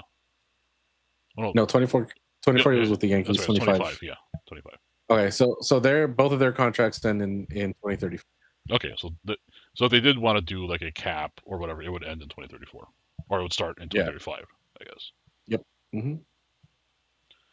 Unless somebody signs something that's like a long extension. So Yeah. But come again, on. we don't. They can't make any moves as soon as the last game is played this year. So everyone's got Yeah. locked in right now. That's why we're not seeing any like crazy extensions or big moves happening because everything's up in the air for next season. Yep. So other big moves for the Dodgers, Jeez. at least to us. Benny Biceps is back. Hey. And for a kind of sad reason. So Will I Smith, as we know, know, dude. is on his way back. He's resumed baseball activities. He hasn't done any minor league starts yet, but they said he is working out. He's throwing again, playing catch, stuff like that. But Dalton Rushing went down with an elbow injury, which was it a 15-day IL? I think so. But the rumor is potentially it's longer now. Yeah. Was it bone chips? I think they were saying. And was it in his? No, that was No, that Will was Klein's was Will Klein. That's right. Will Klein's also yeah. down, which explains why Loose Will Klein bodies sucked for the last like several games. starts. Yeah. Yeah, Or yeah. Well, reliefs. yeah. I guess. But Dalton Rushing's down for a minute, and so the Dodgers had to kind of like, oh crap, we need a catcher Yeah. because they had Chucky Robinson and Elizar, I forget his last name, which are Yeah. fine if Rushing's still around. But having Yeah. them as They're your only two serviceable. catcher options is not good because you still don't have a third catcher just in case. You've already Yeah. brought your two best prospects. So that's why they brought back Benny Biceps because he was out there. They traded for him, and we'll talk about that later on. But they didn't stop there with catchers. Nope. And This he is brought fucking back wild. old friend Hunter Fiducia is also back. Yeah. And so Eliezer Alfonso got optioned, and Chucky Robinson got DFA, which sucks because I like them both. I get they're Yeah. not great talents, but I thought they were okay players and cool dudes. But I thought the same Yeah. about Hunter Fiducia too. So Yeah. Well, we'll I mean, see. they could always just tell Chucky, be like, "Hey, just be ready, just in case something happens." Well, Yeah, DFA doesn't really mean anything yeah. for a player of his level. He's probably not Yeah. getting picked up, so he'll be around. Mhm. At least Alfonso Yeah. had options too, so he's still in the system. Yeah. You never know. Sometimes you get that taste of the bigs, and they go off and they get sent back down. Yep. It's like, oh, this shit's easy compared to Right. facing MLB pitching. I got this, Yeah. Yeah. Who knows? So, Yep. welcome back, Fiducci. Yep. His his porn stash. Yes. Which he said he shaved it off though. He did shave it. He did shave it off. How disappointing. First game. For both Yeah. us I and know. the I was ladies. like, oh. He's like, new start, new me. Right. Let's check Not the disappointing. standings. Yep. Verts Yeah. stretch. So starting with the East, the Rays are still in first. The Yankees are 4.5 back, and the Red Sox are now 5.5 back because they swept the Dodgers, which helped them a lot. They are It's been a bad week. on a crazy tear, crazy tear for the Red Sox. It's very reminiscent of the Dodgers and was it 17 when they went like what 35-15 or something for that month or some craziness or for that week Yeah, almost it's 2 month period. ridiculous. They're in fuego. Orioles are at least paying 500 ball in the last 10. That's good. Mm-hmm. And we'll just we'll let our friend talk about the Blue Jays later. Yep. We'll involve Man. to the Central. White Sox still in first. Yep. They're kind of holding the Twins off for now. The Guardians are tied with them. The Tigers are again. It's crazy they sold because they're right there. Yeah. So they're still in it. I don't. We don't. No one expects them to go far without Tarek Skubal leading that pen, or leading Yeah. that that rotation. But we'll see. Baseball's crazy, and Kansas City is living up to my off-color funny nickname for them, which is Kansas Shitty. So Yep. Yeah, man. The dude, like, it's so weird, like how oh, I know. they were. I think they were like the hottest team within like the last 2 years. Like they had Oh yeah. potential, and then this year just like I mean, Bobby Witt's still amazing, yeah, like but he don't can't get me do it on wrong. his That own. team is, You know. yeah, But this is the West Division. Nobody wants to win. The Astros are apparently. somehow in first place after being second last or dead last for much of the season, pretty much, or at least felt that way, right? Yep. The whole division just kind of fallen apart, as we know. Rangers have really fallen off. The Mariners have started to, again. Their Mariners' offense is what's holding them back. They just cannot Mm-hmm. score. When their pitching gets blown up, there's no recovering, right? Their pitching generally is very good, and the A's are, not good. The Yeah. fact that they're only one game ahead of the Angels is a bad thing. When you think about how bad the Angels are right now, Yeah. Come on, y'all could do. Come on, Angels, you guys could put it together. Just don't lose 29 games. right? We'll see what happens. That's all the fans are. That's all the fans are asking for. Yeah. Just lose 28, win as many on the other side as possible. Play a 500 ball, right? Yeah. Let's check out the senior circuit.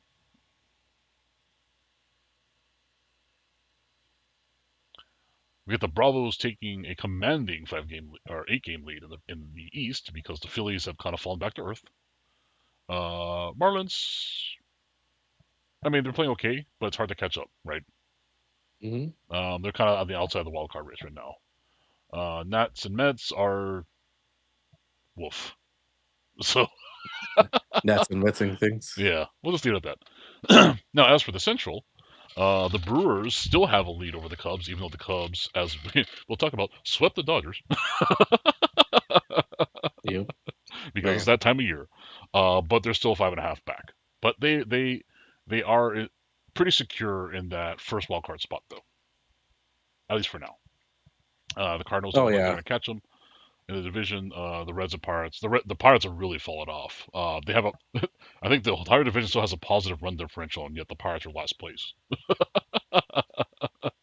Mm-hmm. So they're losing tight games. They're winning blowouts.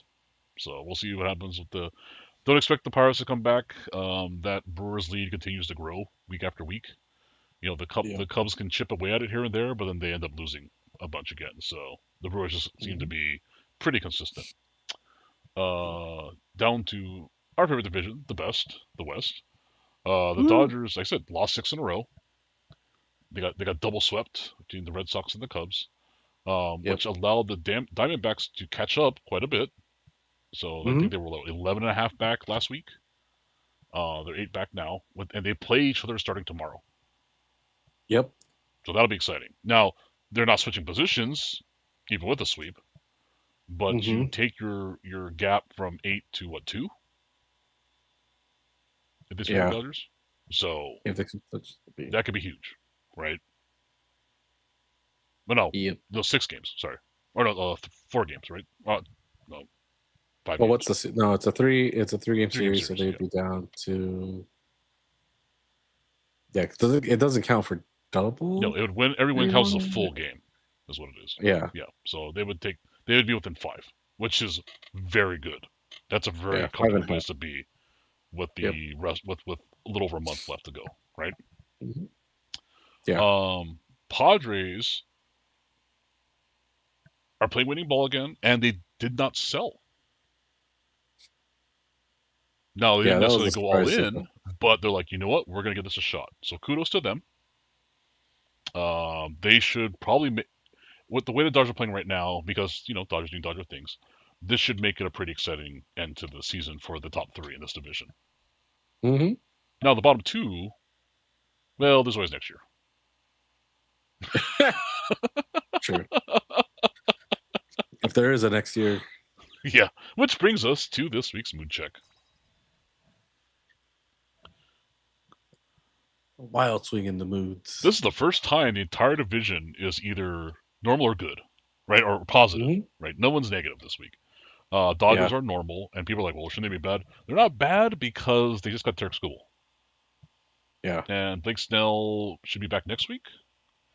Glasnow just Yes. started pitching again. In Mm-hmm. Was it yesterday Yeah, it was yesterday. in Ontario? Yeah. And there's lots of positive news to go with the 0-6. Yeah, despite the normal amount of injuries, like Yeah. Will Smith is coming back. He's already starting to work out and hanging with the team or whatever already. Yeah. The Skubal trade kind of weighed a little bit heavier than normal because of the name and what he's going to bring potentially to, like, yes, of course he did get, a rude welcome by the Cubs, but I mean, he held pitched two really runs. strong. Yeah, and he pitched really strong. Yeah. Like we don't.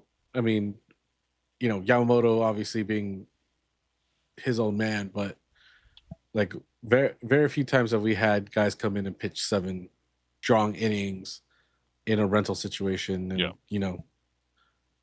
Unfortunately the outcome wasn't what we wanted, but it is what it is at this point. Yeah, I mean, he still pitched well, regardless of how they won or lost. So that's what you want to see. Mm-hmm.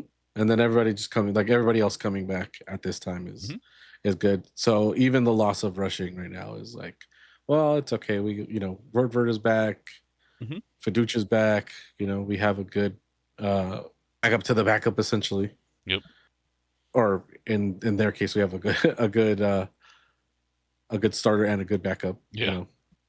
And we know what they've done because they've been on the team before. So it's not like, oh well, this is new territory. We have no idea who this Chucky Robinson guy is, right, or that Azil, whatever. And I apologize for not knowing it because I know his situation is rough with the whole earthquake in his home country and stuff like that, and losing his family. But the baseball's a business. Yeah, never forget that. So, so that's why the Dodgers aren't trending bad. They were on the cusp of trending bad. I will give this as a sort of a transparency thing. Is like, but I think the way when we talked it out about the pros and cons of this week, we both were okay with it being that they're normal right now. Yeah. Even with the double sweep and the fans are losing their minds to the Nationals. Right. So this the fan base is like on suicide watch, right?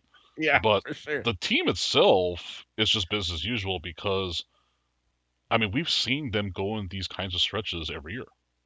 They're gonna slump. Every team slumps. Yep. Like the Cubs may all be like all shits and giggles right now, but where were their fans when they were? Well, God, how bad were they for a while? They had lost like what, 9 out of 10, like 2 weeks in a row or something. It was crazy, the kind of baseball they were playing. But all is forgotten because it's recency bias, right? Yeah. Well, they had like the shitty June or whatever where the Brewers caught and passed them. Yeah. So, and it's like, oh well, we beat the Dodgers. Yeah, but you're still not first in your own division. Yeah. Like you're playing for a wild card spot right now, and it's not like you're that far from. What is this? 1, 2, 3, 4, 5 teams. Yeah, they're all crawling up their ass. So yeah, and who knows where? Potentially even 6 with the Giants. Like the Giants could get on their horse and fucking. Well, the problem is the Cubs just have to make sure they don't slump. Yeah. Like there's good times to slump. Like now is an okay time to slump, but they cannot be slumping in September. Yeah. They don't want to be limping their way into the playoffs or potentially losing their wild card spot. You gotta their number 1 spot. Yeah, keep your foot on the gas, right?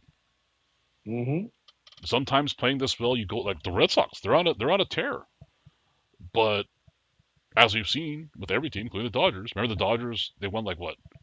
What was that year? They won like something stupid, like 40 out of 50 games, Yeah. and then they And then lost like 17 out of 19 or whatever. That's some yeah, crazy in losing. September, which was Yeah, the fucking craziest part. It's yeah, like, God damn, they're fucking. that was a depressing one. So you don't want Yeah. to see that. Anyways, it's going down the list. The Diamondbacks aren't good, not great. Great would be if they made a couple bigger moves at the deadline. Um, they're good because they're closer than ever before, but that's because the Dodgers lost, not because they won, Yeah. kind of thing, right? Now, if they sweep the Dodgers or take 2 out of 3 this weekend, we might put them at great because that's going Hmm. to feel really good for them, right? They get that monkey out their back. Same for the Padres. We're have them at good because they didn't sell. Yep. I was surprised. I thought for sure they were going to sell at the deadline, and they did not. So good for them. I mean, I thought for Yep. sure Mason Miller was going to be on the block. Right. That was wild. I was I like, was like, damn, where's Mason how Miller did they going? not You go? know. So we'll see what happens with that. I mean, I think they're gonna. I think these top 3 teams are gonna put up a hell of a fight towards the end. I think everyone. I think the Dodger fan base is way too comfortable. Like, oh, we got a lead. This is the NL West, man. Yeah. It's always a fist fight or knife fight to the end, except for Hmm. 1 year or a couple years. But normally it's a knife fight to the end. Yep. Giants are normal um, because they've kind of accepted their fate. If you visit their Reddit and talk to their fans, they've won a couple games recently, but they're not. They're being realistic about their team.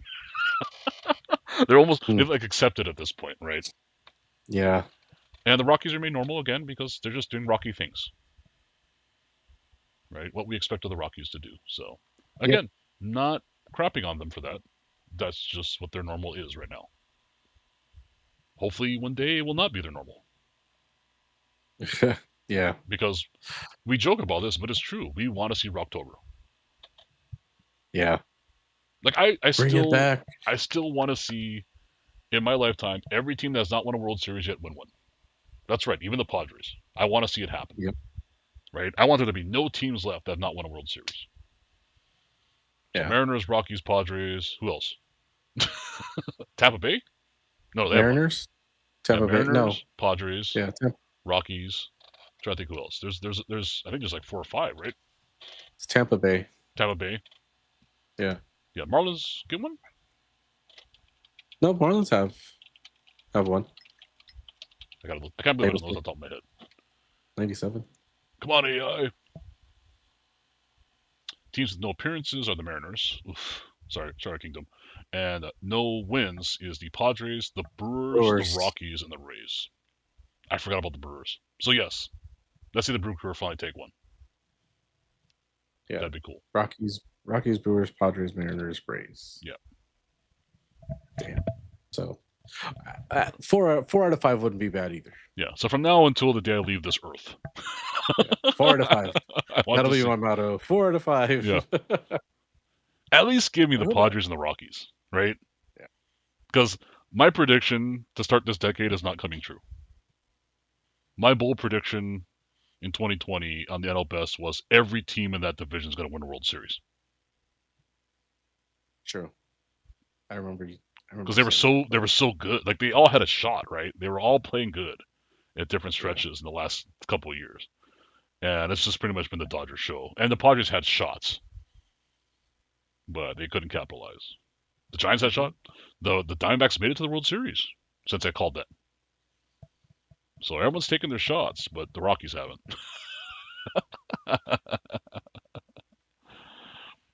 So let's tie us off. Also, we had a comment. I don't know. I missed when he commented, so I don't know what he was reacting to. Oh. That's crap. Yeah. Yeah.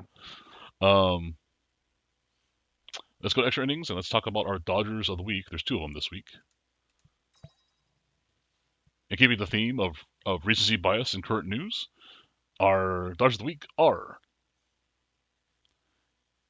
Benjamin Thomas Rortvedt. Mhm. And Hunter Fiducia, who that's his full government name, we found out.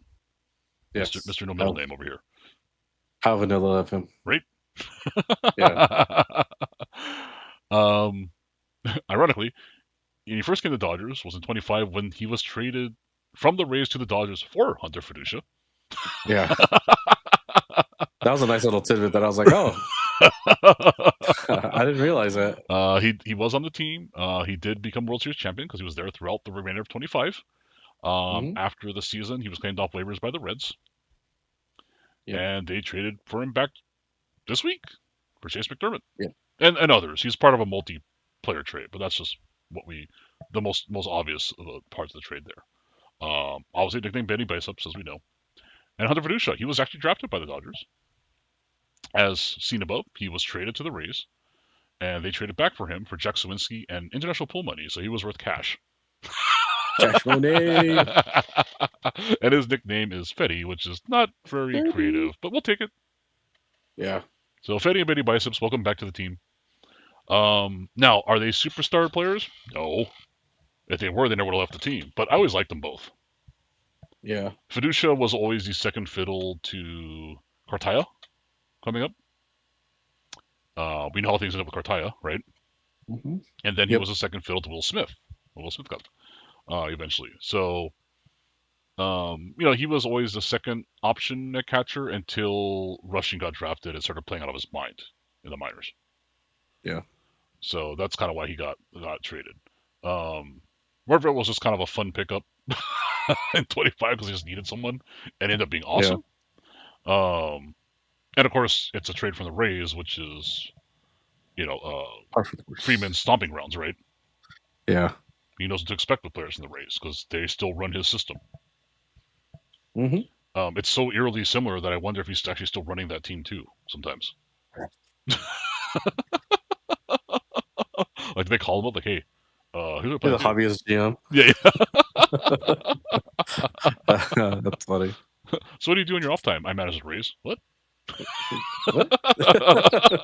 I'm technically not allowed to be president of both. Doesn't mean I can't do it for free. Volunteer. Right. But welcome back, boys. It's sad that they're back because of the reasoning, because we're down Walter Rushing and Will Smith. So hopefully they're here. That's kind of weird to say. I hope they're not here for very long.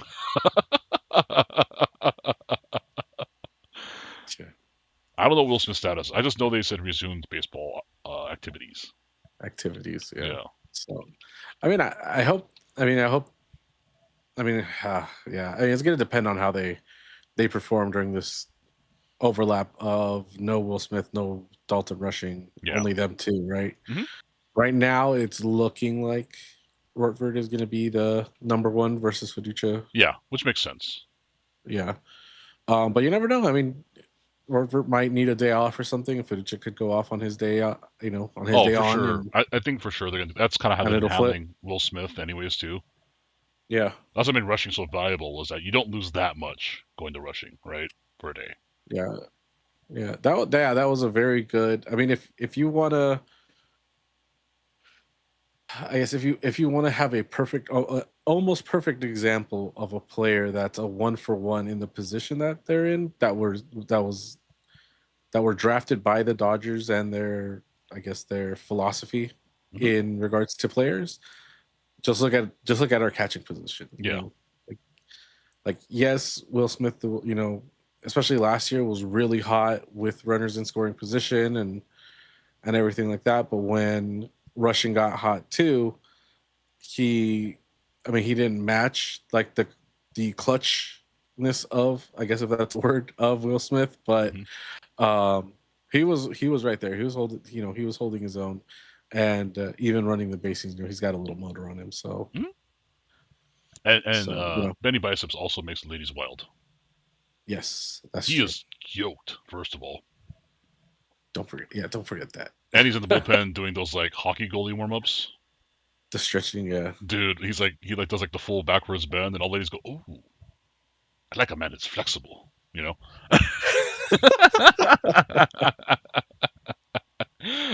reaction to that video, I remember when it came out, was pretty wild. Yeah, All Dodger ladies there's out there were definitely getting a little hot and bothered. a lot of little sweating Yeah, emojis up in the exactly. chats. Yeah. So updates on Will Smith, Dalton Rushing. Uh, Will Smith expected end of this month, early September. So that gives him Kennedy. just enough time to get back in shape for the postseason, right? Yeah, You ready for this one? Dalton Rushing. sure. I didn't know this. Actually, it is now diagnosed as a UCL tear. Yeah. Yeah. I saw that today. Okay, so now he's down 4 to 6 weeks. He's pretty much out for the season. Yeah. Is what they're predicting now. He might be able to bat, but yeah, they said catching he's done. So I thought I had a shot to come back in September, but apparently not. Yeah, I thought they said it was a grade 1 tear. So it was Yeah. like a strain. It was more of a strain than it was an actual tear. But Yeah, but now I they're mean, if saying a they slight tear, so that means he's practically done for the season. So that sucks, especially for him because he was having a pretty good season for himself. yeah, regardless of the backlash he was getting. Well, he's a hard ass. I mean, he's from Kentucky, which we've learned is Yeah. apparently a thing for baseball players. You're from Kentucky, that's how you're gonna be. Yep. I don't know what it is. But kudos to old friends. We're going to be riding you guys pretty hard going into the postseason here, with potentially only Will Smith coming back. So, in a perfect world, it's Will Smith and Rortfurt as your 1-2, with Fiducia on the taxi squad. But who knows? Maybe Rortfurt and Fiducia trying to go for the three-peat. Crazier things have happened. Yep.